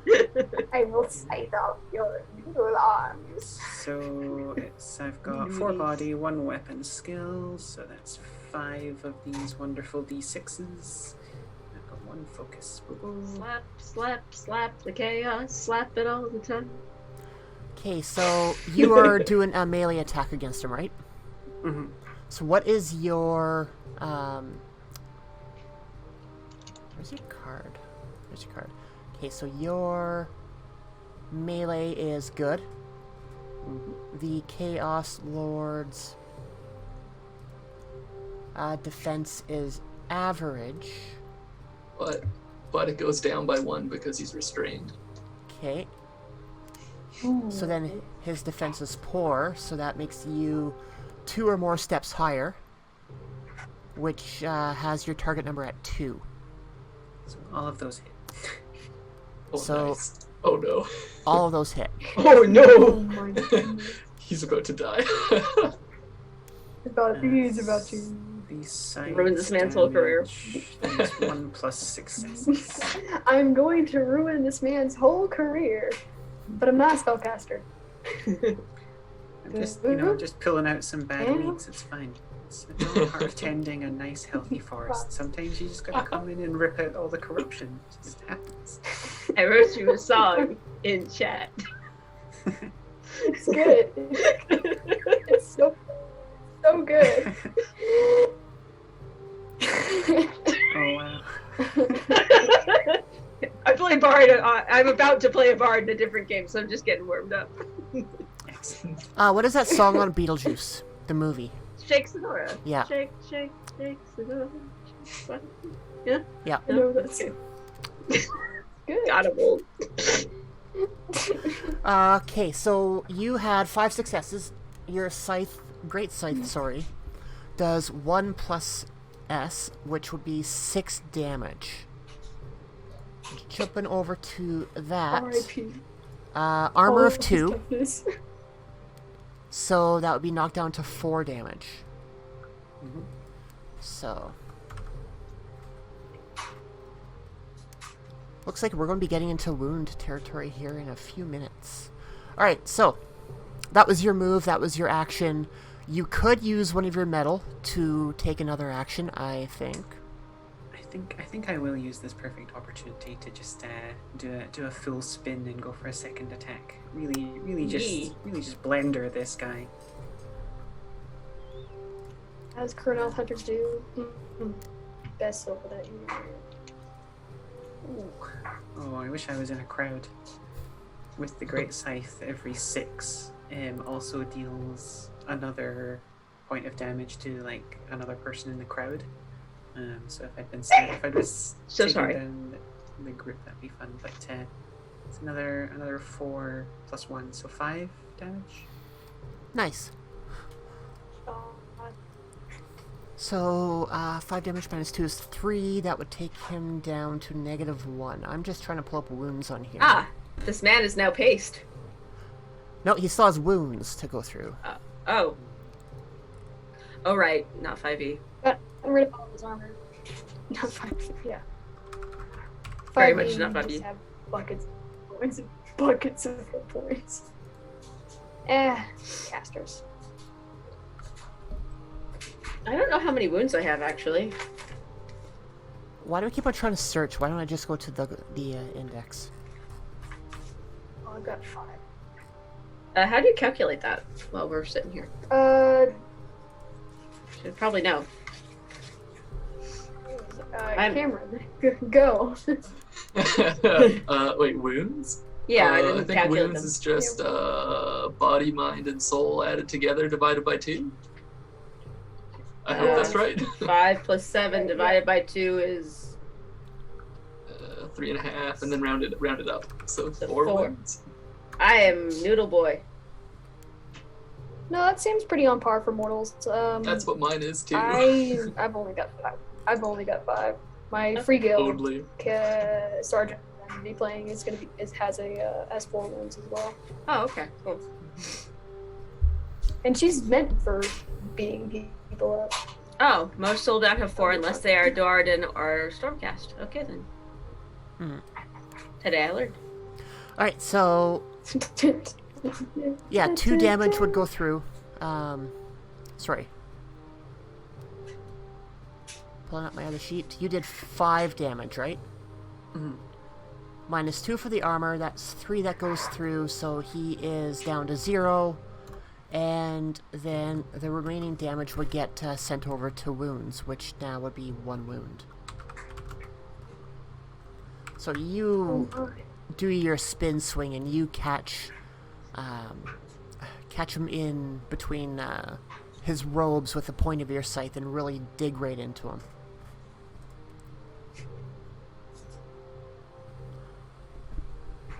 And that's your turn, I think. Mm-hmm. Okay, so now that you're closer, you're able to see the Sylvaneth at now your feet as well. Oh no. You see that she is barely alive, but the mist is still coming off her. You don't know exactly what's going on, but you have a Chaos Sword involved. It can't be good. Alright. I've got to deal with the prey, and then I will save the branch witch. Actually, I think I can help with that.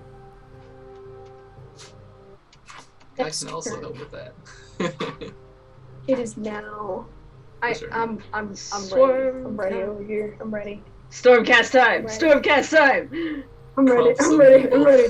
Okay. Alright, so now, I've got a spell that's. Yes. so what you're seeing now I've is got- you have the Chaos Lord in front, like on the other side with Kalara engaged with him, and off to one side on the right, one side on the left, you see 2 groups of 10 plague bearers apiece. Uh-oh. I've got this. Okay. I have a spell that's called Incandescent Form. It's 5/2, and what it's going to do is it's going to buff my armor by 2, and then make all the enemy melee go down by a step. So we're going to try and cast this first. I've got 4 mind, 1 channeling, so that's 5 dice. Please. Oh. Okay, got it. Oh. No, I got it. But no overcast or anything like that. So it's gonna be for this round. After that, I'm going to use my movement to get into their zone and cleansing fire again. This is gonna be No, don't do that. excellent. You're gonna hurt Use a Kalara. metal. Wait, isn't Oh it no, just targets not enemies? in the chaos. I'm not going to the Chaos Lord zone. I'm going to the Plague Bearers. Oh, are they in different zones? Okay. Yeah, Are they in different zones? pretty much. Yeah. I'm still trying to wrap my head around the zone thing, but the way that I see it is you have your 2 halves of the chamber, which is bisected by the stream going through it, and 2 bridges going over the stream. Each bridge will go into its own zone, so the Plague Bearer on the right, Plague Bearer on the left, they're in their own zones. And then further down, technically Kalara would have gone through 2 zones, but I kind of see the Sorcerer and the Sylvaneth as another zone onto itself, kind of like a circle carved Mini into the other zone. zones, right? Mini zone. Yeah. But we'll say it's brought a little bit closer, so I'll- going into that wouldn't be too much of a stretch for Kalara to make it across. She's got big legs. 3 legs. Long legs, sorry. Long legs. So, like tree trunks. Anyways, Yes. I'm going to move into the rightmost Plague Bearer zone and cast Cleansing Fire. So, again, 5 dice. It's 5/1, and the damage will increase for each success. Woo! That is I'm going to nice. use my one focus to bump that 4 up to a 5. So that should be 3 damage onto this swarm of Plague Bears. Alright, so yeah, your damage goes through, gets knocked down by 1 point, and 2 of those Plague Bearers are toast. Isn't the damage doubled if it's a I swarm? love the smell of Oh, yay. I love the smell of butcher toast in the morning. Oh. I guarantee you, burning plague bearers will not smell nice. Wrinkles Lots of knows that popping, smell. boiled pus. And, Yeah. Yeah, it's not a good smell. I really don't. Don't like the smell at all. It's trying to phrase. It's a thing. Why are you it's a lighting them on thing. fire? It smells worse now. Honestly, that is disgusting. What is wrong with you? Okay, so yeah, I know it's just well, like it's flavor effective. of the fire. being a whereas- swarm, the whereas she doesn't damage have a is sense of doubled. smell. It's effective. Yeah. So 4 of them. 4 of them. 4. 3 of them. Or Ah, barbecue. 4? The worst kind. 3 damage so I got 3 Double. 3 successes. 3 successes times 2 is 6, Is minus 6. 1. minus 2 armor minus 1 armor. Yeah, so that's Well, 5 how of much- them. Oh yeah. Nice. Cool. Solid. Yeah, you Cool. see a bunch of them go Excellent. down underneath your spell. Nice. And then, And she's also like glowing like a hot coal. Yeah. Then doesn't form. Oh, it's awesome. okay, so who's lost to go? Okay. We all went. Bears. Cool. It is now Playbear's turn. Yeah, so the 5 plague bearers remaining from the ones that Sanaki took out, they are going to attack her. So they They have can try. I have +3 armor right now. Their melee will go down 1 step. Actually, I moved out of your zone, so I don't benefit from Shield of Thorns anymore. No, I think it applies to the people in the zone, not the actual zone. Oh yeah, so I keep it on me. Yeah, 'cause it Ooh, plus says 3 armor. Each damage ally in dealt your zone back, gains and they're +1. minus 1 step. Okay, so Yeah. were you saying that your defense was shifted or their attack is shifted? Their melee is -1 step. Okay, so they are average right now. That puts them down to poor.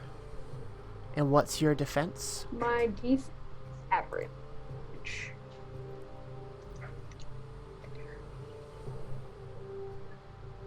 There's your sheet. Okay, yeah, so defense average, their attack's poor. That's 1 step higher, so I need 5s to hit. Fives, yeah. And that's 5 of them that are attacking. Is there anything else in their traits that... Weapon skill 1.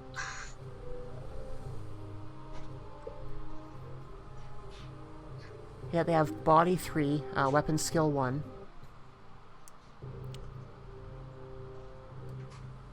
There's swarm, cloud of flies, nothing else. So 3, 4 dice.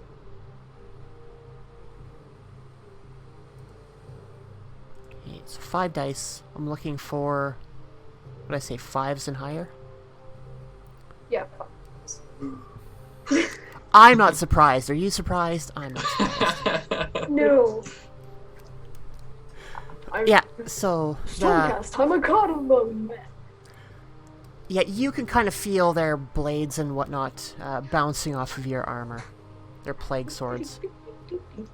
Wait, if there's 5 That's a of them, trade. do they get 25 attacks? No, they would just get plus 1d6 to attacks for each. They act as one For creature. each in the swarm, though, right? Oh, Yeah. no, never mind, yeah. No, Yeah, it's no. not compounding. It's just. Oh, okay. All right. So then the other plague bearer group goes to the rescue of their chaos sorcerer lord thing. Chaos sorcerer lord. Yes, that's what it's called. And tries to do some damage to Kalara. And I think she should also have shield of thorns as well. Yeah, So Yeah, I have 2 that'll armor only naturally. apply with the deal damage. so 3 armor? So Nice. 3 armor total, and then they're gonna take a damage back. Okay, so what's your defense for Kalara?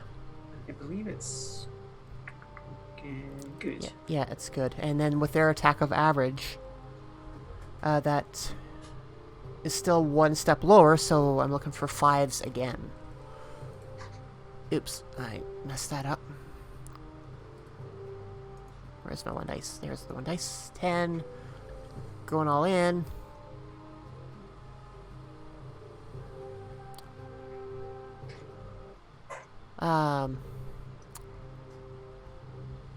Sorry, my mind just kind of skipped. Am I doing this right?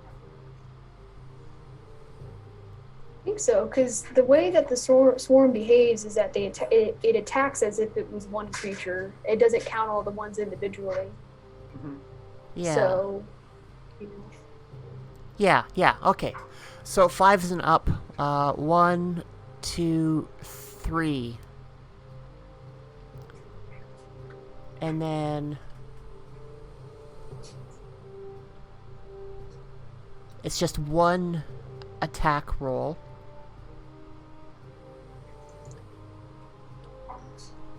Of 46 for my plague sword.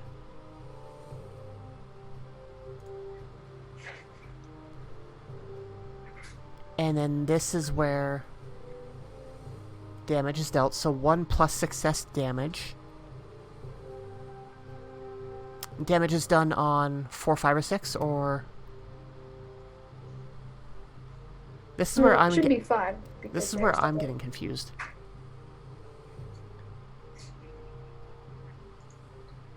I think the damage would have just been from the first, or the successes from the first roll. Yeah. Yeah, because we don't have to make a separate damage roll. It's just the successes on the Yeah. attacks. So it'll be 1 plus 3? Okay, So you so needed 5s. then on my attack, I've got Plague Sword, which is a melee attack average, which we knew. 4d6, 1 plus S. Now, because this is a swarm, that would be 4d6 plus 9, because your first one using the 4d6 plus 9 additional dice for the swarm. Oh, Yeah, because the body... Yeah.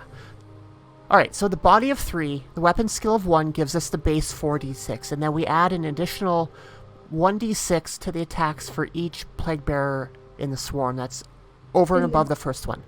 So we have 4 plus 9 is 13. We're not going to worry about rolling the other 3. We'll just do it as it is. 1 plus S damage, I have... Do it live. 1, 2, 3 successes. That's 4 damage going through. So -3. Minus the 3 from there. Yeah, so Kalara Minus the has... 3, so 1 damage. So 1 damage to the toughness. Alright, so now... And then they're going to take a damage back because of Shield of Thorns. Okay, I have 1 armor. now, Kalara, I'm going to get you to roll a body fortitude test. Because you're taking damage by this weapon, and you are at risk of being poisoned for a turn. Uh-oh. Okay, I have a body of 4. I don't think I have... Oh, I do have training in fortitudes. That's 5 dice. And you're looking Hey. for 4, too. So difficulty of 4, complexity of 2. Okay.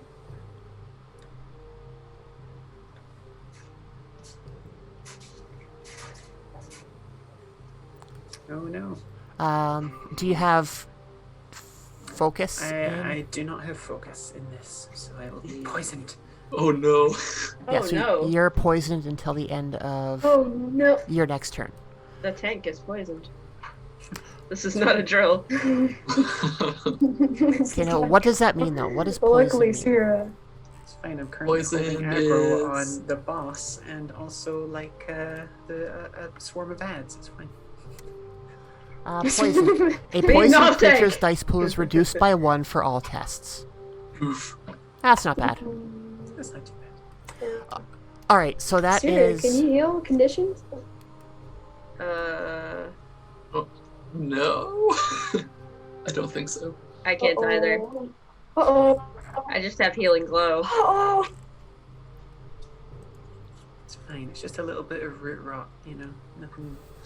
Get the clippers. But that attack also costed Get the them with clippers. your Shield of Thorns. One of their members dies. Ooh. And now back up to the top. Oh, that's me now. Yeah. Let's see.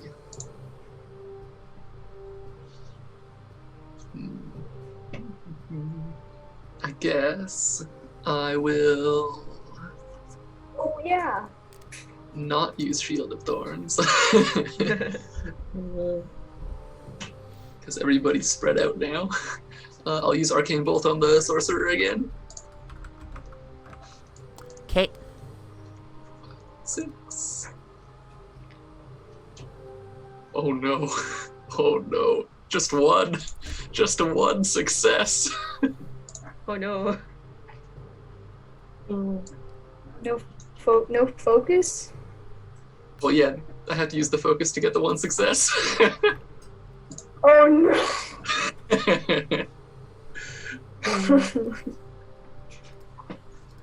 That was a bad cast right there. And then I will.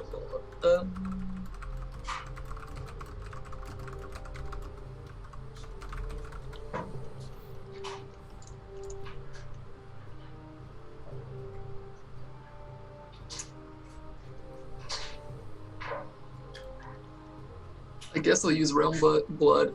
I'll use Realm Blood on Kalara to heal her toughness. Even though she only took 1, but still. 1, 2, 3, 4, 5, 6. What do I need? 1, 5. So I get it off and I heal your toughness.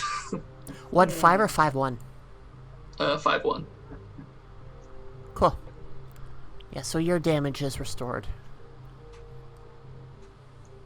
And that is all of the stuff I can do. Okay, and then Ossarin, you're also with initiative 5, correct? I am. I will. You know what? My character is not exactly a combat character. I have a whole bunch of skills that have nothing to do with fighting. But you have Arcane Bolt.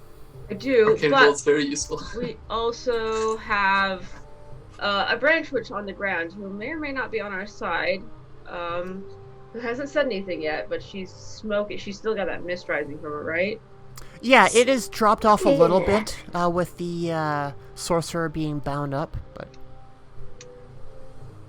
I want to try something, and you can tell me to fuck off if you want.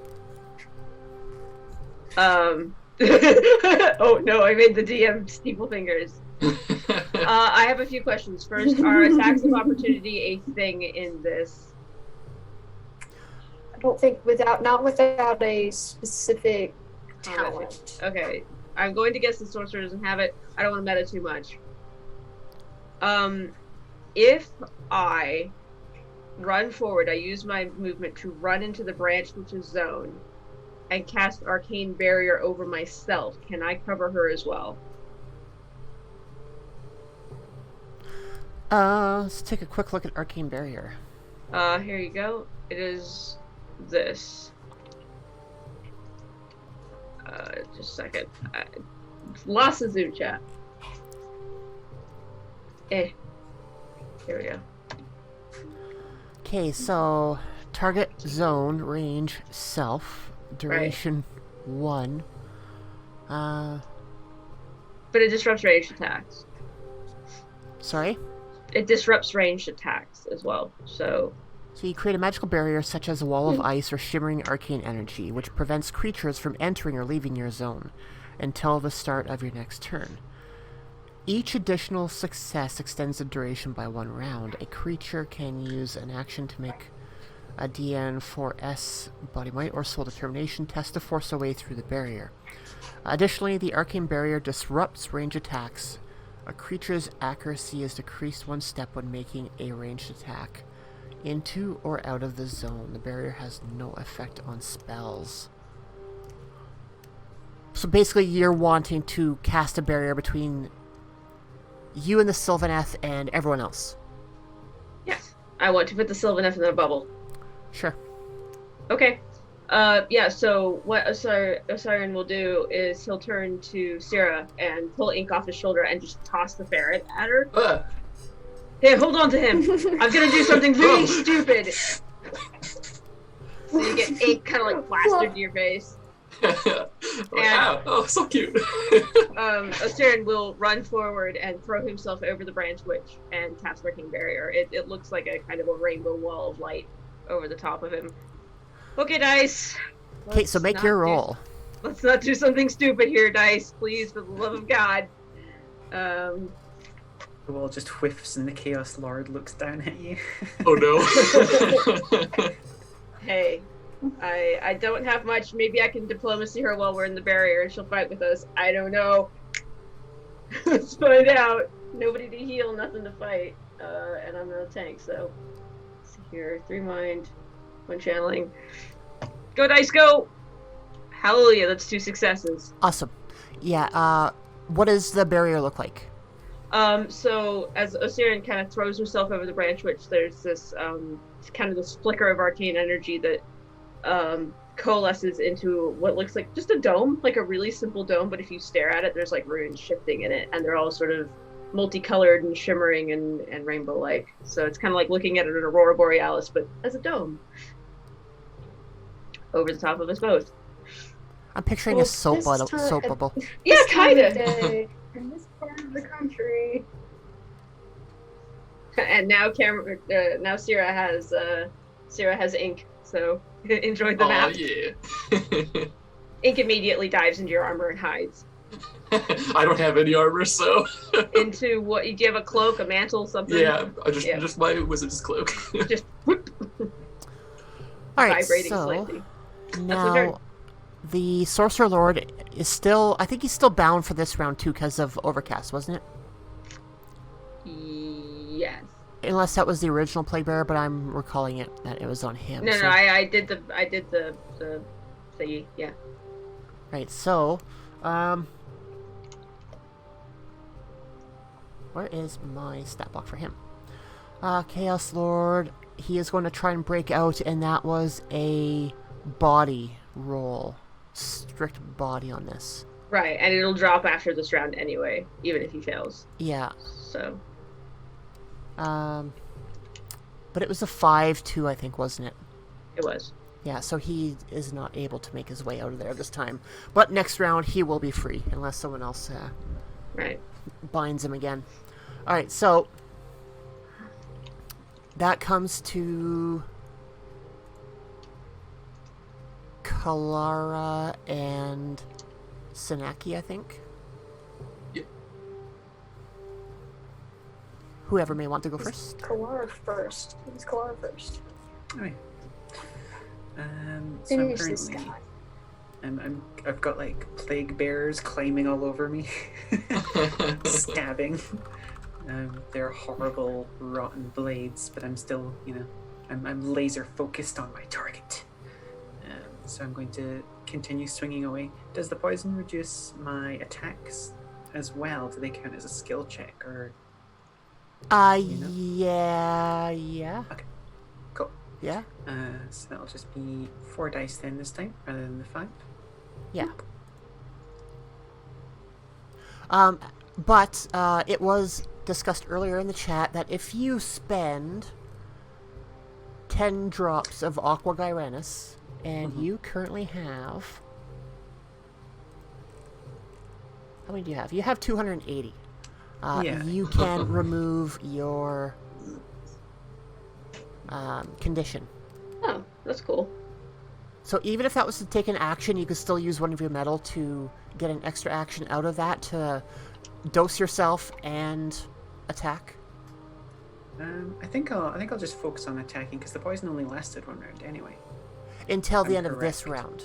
Yeah. Till the end of this round. Yeah. Yeah. So rather than waste a metal removing that when it's just going to drop next round anyway, I'll just keep on keeping on. Okay. Cutting weeds here. But now you do have 1 metal, and it does refresh every round. Mm-hmm. But I can use that metal to also attack. True, like double attack. Mm-hmm. Yeah, I get it. Yeah. Spin to I'm on win. Islam. Yeah. Welcome to the jam. My cat almost completely destroyed my stream setup there, so that was good. Oh. Thanks, cat. Yeah, so since you're also being attacked by plague bearers, I'm going to say that your spin to win with your scythe would damage them as well on 6s. Okay. Well, yeah. Cool. Nice.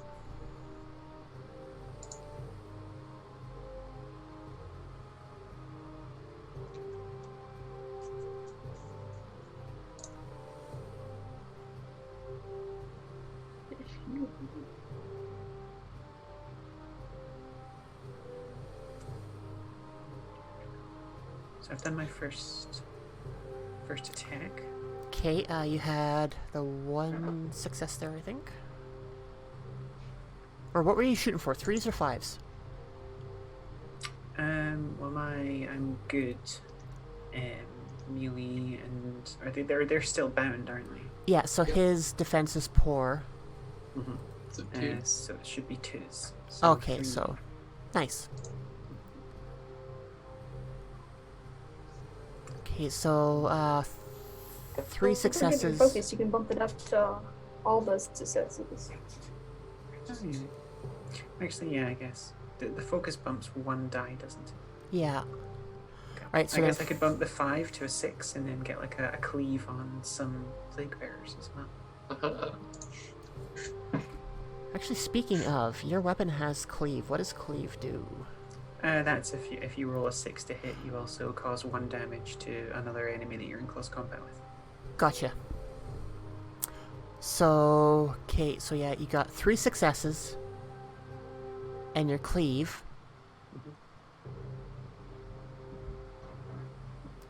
That would be 4 damage with your Great Scythe towards the sorcerer. He has armor of 2.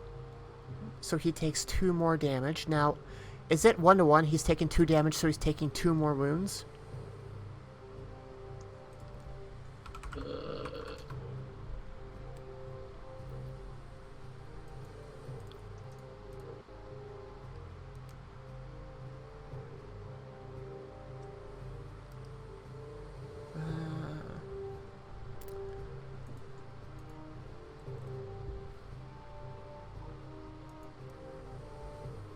So I think that's the way that it goes, because any bleeding, or sorry, any additional damage that bleeds through from the toughness would go onto wounds, so you have 2 more damage going through, that would be another 2 wounds. I'm going to say now, and if not, we'll fix it later. So he takes 2 more wounds, and he's down to 1 now. Okay. And so then I'll use my metal to do second attack. Okay, and then that 1 damage from... the 1 damage for cleave that goes through to the plague bearers, does that count as like 1 success? Yes, it's just a single. Okay, so single then point of success, I believe. that would be 2 damage, 1 plus the success. And then they have armor of 1, which would knock down 1 more of their numbers. That was the one that was clung onto the scythe as I swung it. Yeah. Okay, so now your second attack. Nope.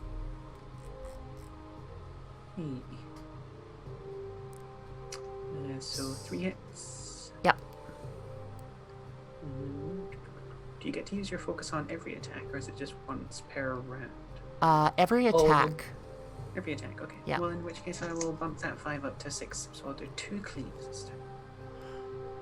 So then, since you're in close range with... I gotta quickly look at this trait on here. Page.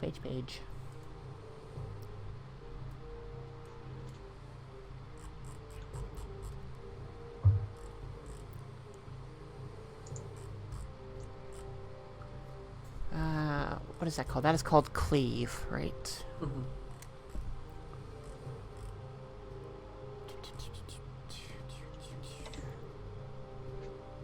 $105. Okay, so cleave weapons can be swung in sweeping arcs, damaging multiple foes. When attacking with the cleave weapon, each result of a 6 on your attack roll deals 1 damage to all enemies within close range. Okay, yeah, so you're...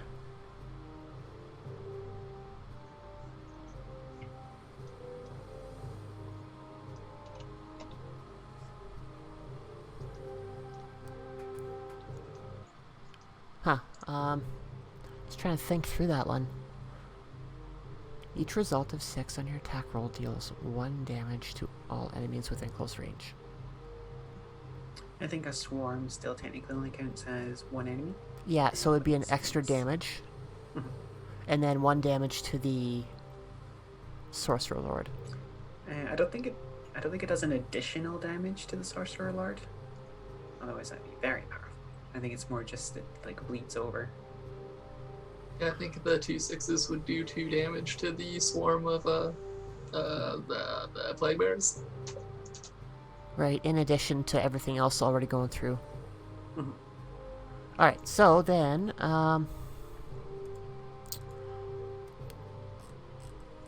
what do you have for damage going on there? You have 3 successes, 2 of which are 6s.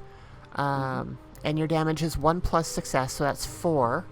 Mhm. Plus the 2 from cleave, so that'd be 6 in total. Armor of 1, that'd be 5 more of them that you kill. Yeah.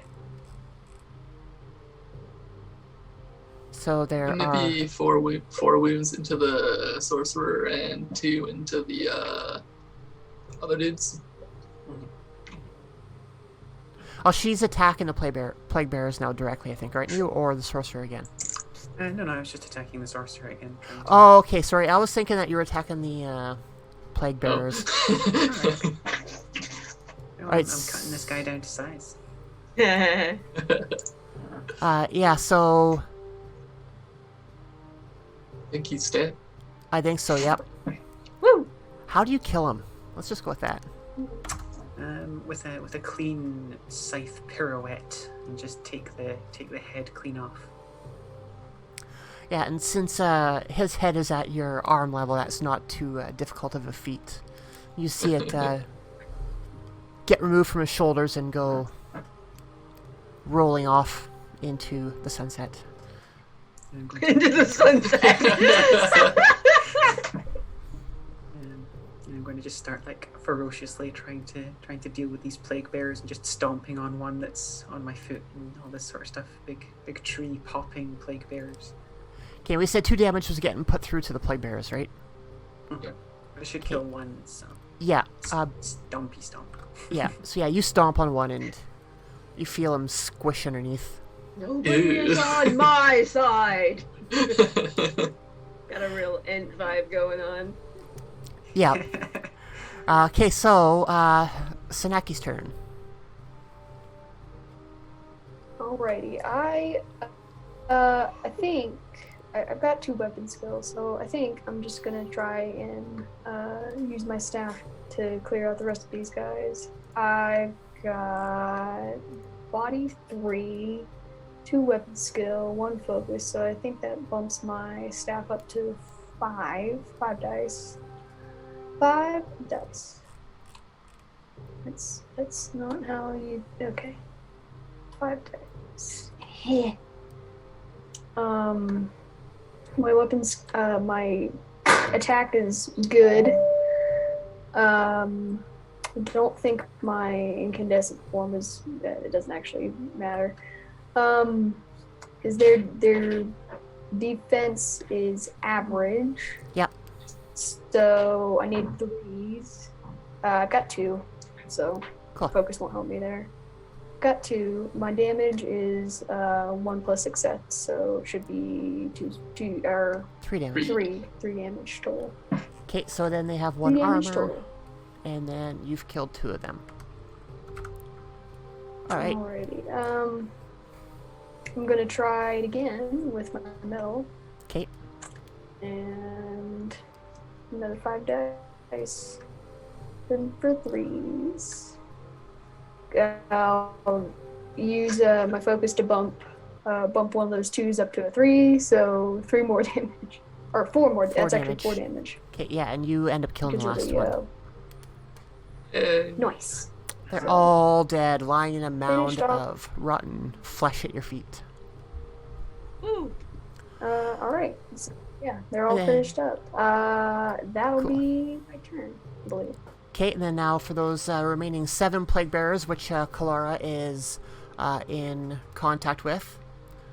So how did we say this is going to go before? I am rolling 4d6 plus 6, so 10 this time. I am looking for... what's your defense again, Kalara? That's good. Okay, so I need 5 plus. I got 1, 2, 3. So that's 4 damage. I think I've only got 2 armor now, because I think the thorns have run out. Yeah, the thorns wore off. Yeah, so you're taking 2 damage, and now I need to get you to roll a body fortitude test again at difficulty 4-2. More poison! Poison.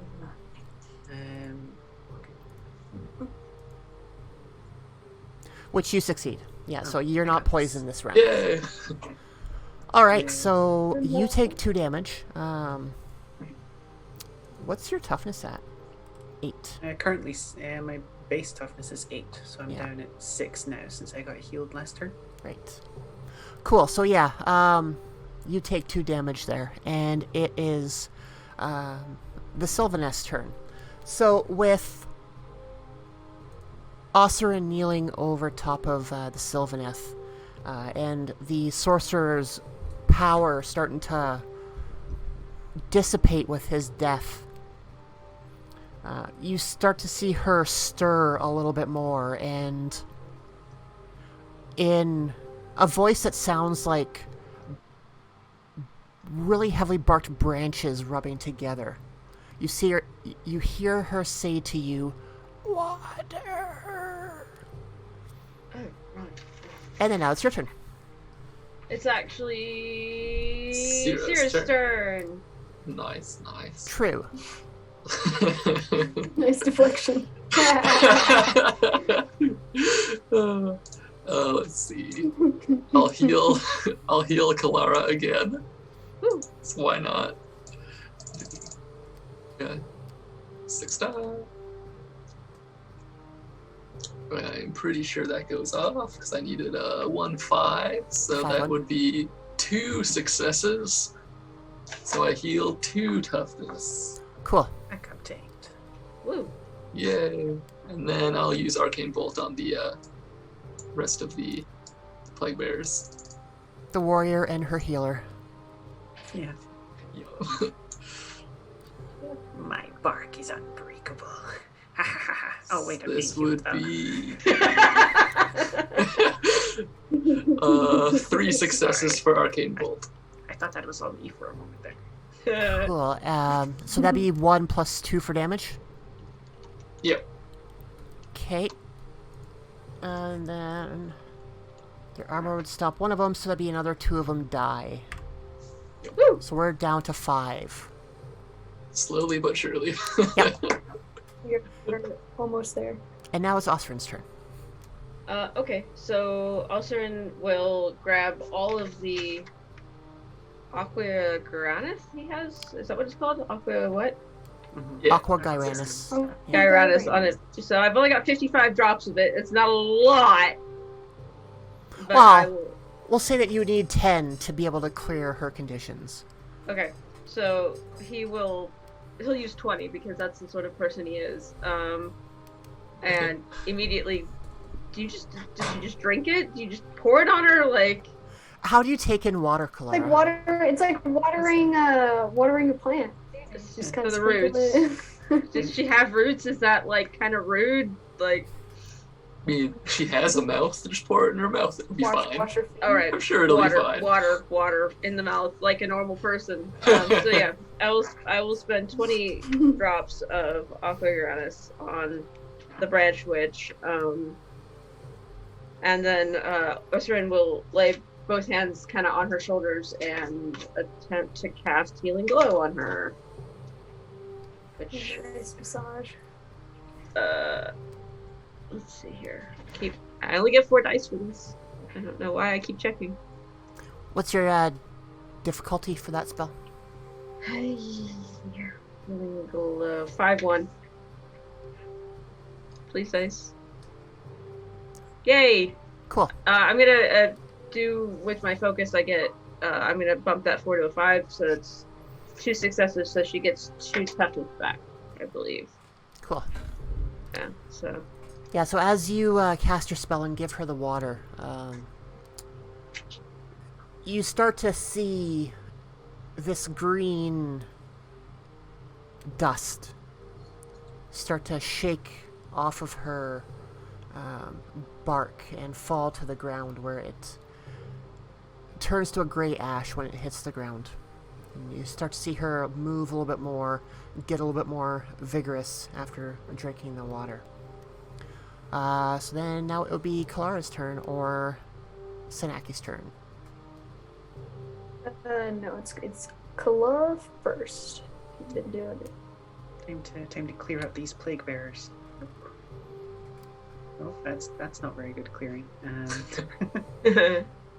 Although I guess it depends what their defense is. Their defense is average, Average. so you're 3+ typically, I think. 3+. Okay, well I can use 1 focus to shift one of the 2 to a 3. So that'll be 3 hits plus 1 from the scythe. Right. Okay, so that's 4 damage. 1 going away for armor. That leaves us with 2 plague bearers left. And I'll use a point of metal to Just do it again. stomp on them both. Oh. Oh yeah, yeah. I'm like, Oh yeah. pulling one off Yeah. my shoulder, throwing it on the ground, and then just golf clubbing it with the scythe, and taking great joy in clearing this corruption from the heart of this forest. Yeah, because the the corruption and desecration that Nurgle wreaks upon the realms really outrages you to no end. So then that would be them dead. So everything is dead. That's supposed to be dead. Ocean's still under his bubble. I'll reach down and like tap a branchy finger on the bubble. Like, we should get her to the water. Oh, good idea. How do I... Can I just, like, decide that the bubble needs to go away now? Is that cool? Yeah. Ocean will reach up and just flick the bubble with a fingertip, and it goes pop, like a soap bubble. And Sierra walks up to you and hands ink back. Oh, thank you. I just didn't want him to get hurt. Hello, we're trouble, but we're helpful trouble, so come with us, we'll find you some water, and I think everything will be alright. Go back to the shield. The room with the shield. You know, we should have brought it with us, in retrospect, but I was trying to be respectful of ancient artifacts, but no. Let's leave it here, says the Stormcast. If the branch witch is unable to stand, we I'll define just without scoop it? her up. Sure. Yeah, I'm just looking at one quick thing. Archetypes. Species, Sylvaneth.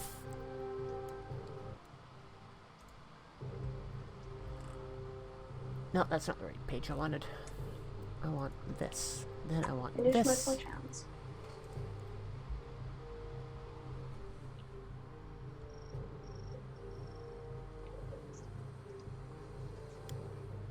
Alright, so yeah, as Syra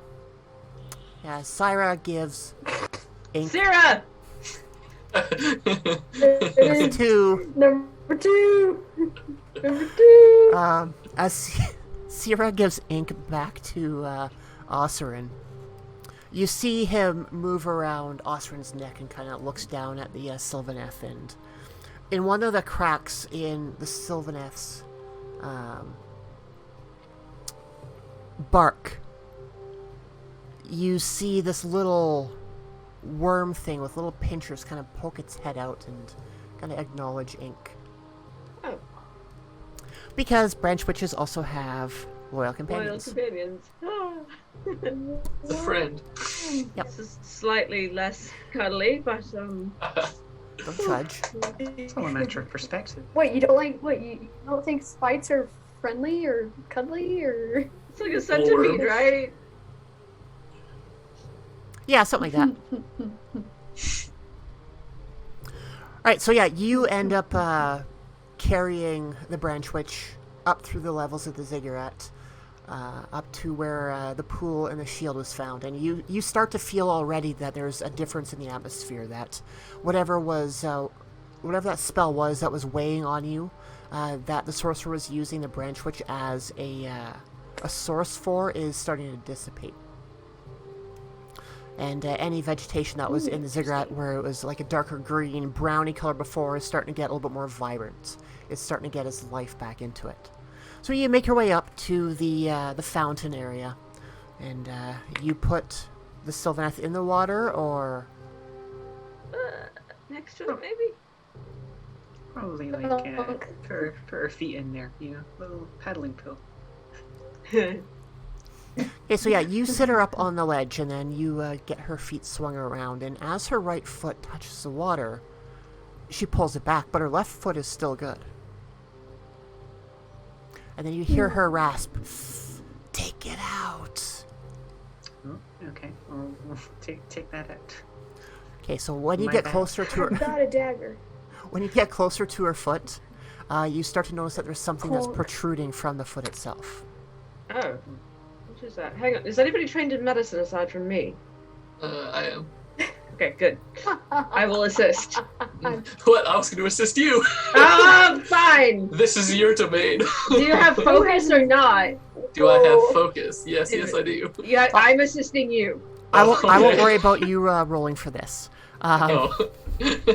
When you get down to her foot, you take a look, and it's pretty plain to see what's going on. It wasn't noticed before because she was being carried, but she has a thorn that was put into her foot. Oh, let's get this out of here. So you pull it out and you start to feel her get a little bit more Sure. reinvigorated already. And then you're able to get her other foot put into the water where she's able to absorb some of the water and purge the rest of the corruption from her body. You see the greenness that's left over from the spell seep into the water and shortly disappears as the healing properties of that water, or the source of the shield, dissipate the affliction. And you all I win. would like to. Yeah. You would like to win, sorry? I was gonna take the thorn for further Stormcast investigation, but Sure. that's like if this were a campaign thing. Yeah. All right. Grab, yoink. We Huh. all win. Woo! Yay! We did We it. did it. We did Let's get it. out of here. Huzzah. You- Yeah, so you get back out, and when you're back outside, you're really starting to notice life start to come back. You start to hear birds chirping again, and as you're walking through the path that led you here, you're starting to hear rustling in the undergrowth as the critters start to wake back up. But along with that, you have in the back of your mind the sense that this place is called Flamespire Road. Maybe we should get out of here. No Maybe. trees in the flame spire, please. There are flame spiders. Flame spider or flame spire? Spider. Oh, yeah, Spider. we should probably leave. Well, let's go. I love that our guide only just No. learned what the name of this place is. It's like, No, wait. the Night Quest Store guided this. Oh, so it was, yeah. So yeah, and that basically wraps that up. Woo. Yeah, going through the adventure, I've been trying to do a little bit of a fairy tale feel to the adventures that I run. Any guesses as to what this one could have been? Oh man. You have sleepiness. Rumpelstiltskin. Oh, it's Sleeping Beauty. Yes. Ah, Nailed it. Cool. The thorn. I get it. I get it now. I get it now. It's very, very got me. It's good. I like that. Awesome. My So favorite of the classic fairy tale. I like Once Upon a Dragon Time as a whole, as a show covering like all of the fairy tales. I tried to get into it. I just don't like TV drama format. That's fair. same. It's too long. A few years back, we went to Anyways. Vancouver, to Steveston, where they filmed that show. So it was really kind of neat to see What? the real place that was used to film it. Mm-hmm. Right. So Yeah, it reminds me of all the external shots yeah. of sitcoms. Yeah. So how does everybody feel about this game and the system, the setting? Pretty fun. Yeah, I like it. I'd love I'm to already play a campaign in this. Age of Sigmar. Get a chance to use some of I'm all cool stuff. Obviously, I'm going already a through a big fan of game. Age of Sigmar, so this is a big yes. Yeah, it's an easy way to get into it if you're into the tabletop war game. Yeah, so like anything else, the first time we go through a game, it's going to be a little bit choppy, but once we got remembering what we did last time and the way that the system works, we really picked it up quickly. Like I like to talk through the rules to make sure that I understand it, that the people who are watching and the players understand it as well. But yeah, honestly, of the 3 Warhammer role-playing games that are current right now, which is the 3 from Cubicle 7, I honestly think Soulbound is my favorite system. Followed by Wrath and Glory, followed by Warhammer Fantasy Roleplay.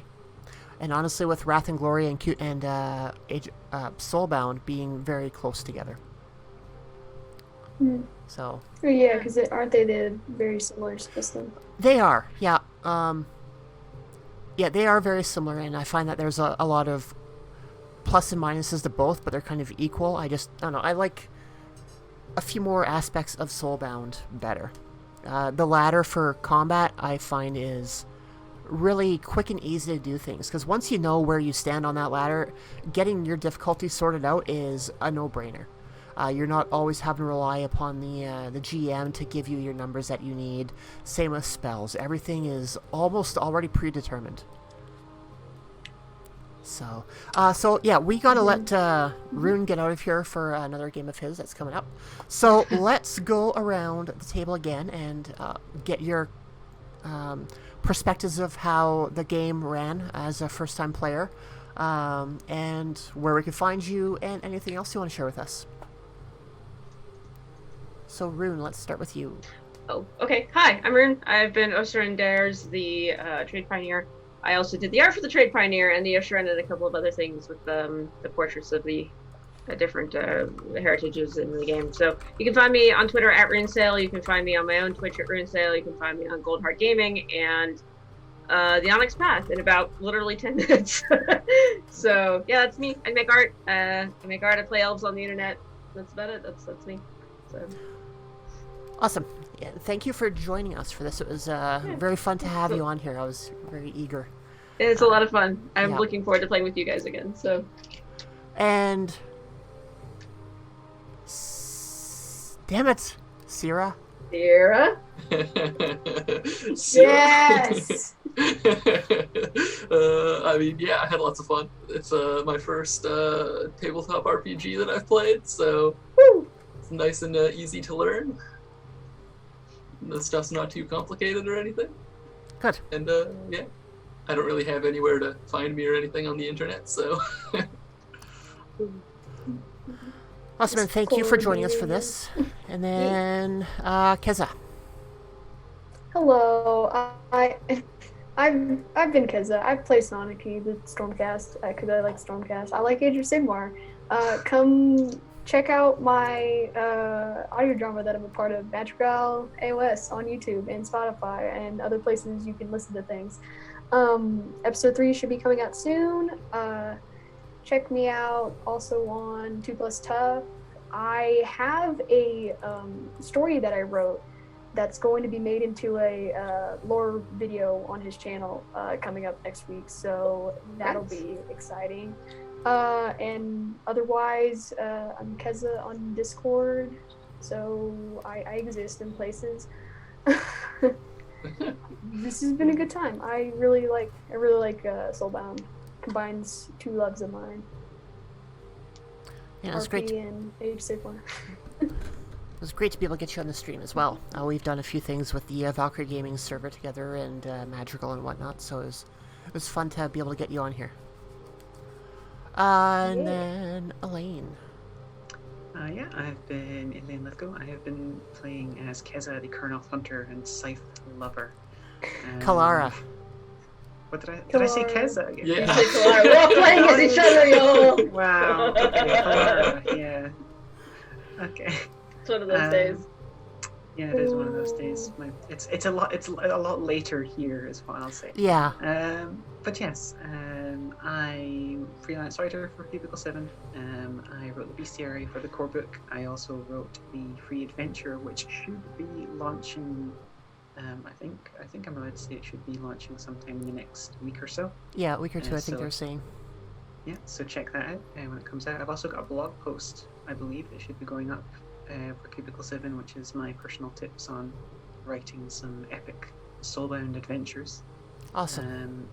If you want to catch up with me or follow me, just hit me up on Elaine Lithgow on Twitter. And I love Soulbound. Obviously, I'm a bit biased having been involved in the creation of it, but for someone who loves very sort of pulpy combat, the way you can sort of use zones to very quickly theater of the mind, and swarms can be done very easily, and you can really make heroic heroes do heroic things without needing 10 million tables and hit locations and all these sort of things. I do like that a lot. Yeah. So yeah, that's my feels on the system. Awesome. Yeah, no, it was a fun time over the last 2 sessions that we had to play, being able to learn everything about this. And yeah, if we ever get the chance in the future, I'd love to have all of you back. I'm down. Yeah, I'm probably going to look at running that's something. Crash and Burn as well in the near future, within the next month and a half. But that'll probably be on like a Thursday or a Tuesday or something. So Thursdays are good. yeah, so we'll have to keep that in mind and see what we can do. I know it's a little bit late for Elaine. Well, I'll actually be running Crash and Burn. I'm putting a stream together to run Crash and Burn as well, so it'd be weird. Yeah. Having written it, I feel like I should run it. Oh yeah, no, definitely. I would wait My- until you ran it my first. words are. Because then you get to play it, or you get to run it, and then you'd also get to play it. So kind of see it from both aspects. I would have the most meta knowledge, though. Yeah, but you know what? I think that you would be able to ignore that aspect and then... Try and partition out. Baby, we should Yeah. turn around. All right, so thank you everybody for tuning in. This was our second and last session of our Soulbound Learn to Play. If we get into it again in the future, it'll be in a normal streamed game, which will be a little bit more quicker paced. We took our time going through this one, obviously, to help teach us, the players and the GM, as well as use it as a bit of an edutainment tool for those who are watching either live or later on the YouTubes. If you want to come and hang out with us on the Discords, in chat right about now, you're going to see a link for the Discord. Come check us out on the Discord. I have an application form if you want to be in the running for any future games. Since this finishes our Soulbound sessions, I am moving on to Punk Apocalyptic by Robert Schwab. So it's a little bit more of a... I kind of see it as like Borderlands, the computer game, ramped up just a little bit more with swears every second word, because that is literally how the book was written. So that is going to be a fun time. It's a different system altogether. It's a single die 2d20 system, very similar to Shadow of the Demon Lord. Coming up in the next few days, I'm going to have a solo stream where I'm going to do character creation for one of our players, and we'll go through that and see how that goes. And then next Saturday at 12 p.m. PST GMT -7, we'll be live here with our first in-game session of Punk Apocalyptic. So we're going to be deviating away from the Warhammer stuff for a little bit. I'm kind of mixed on that one. I love Warhammer stuff, but at the same time I want to play all sorts of other things. So yeah, like I said before, if you want to be notified when we go live next time, hit the heart that's right above chat here somewhere, maybe over there. That will get you to follow the channel. You'll be notified when we go live. Later on down the road, when we hit YouTube, if you want to give a subscribe to be notified when new videos go live, that helps the stream in many, many different ways for both the follows and the subscriptions. And if you want to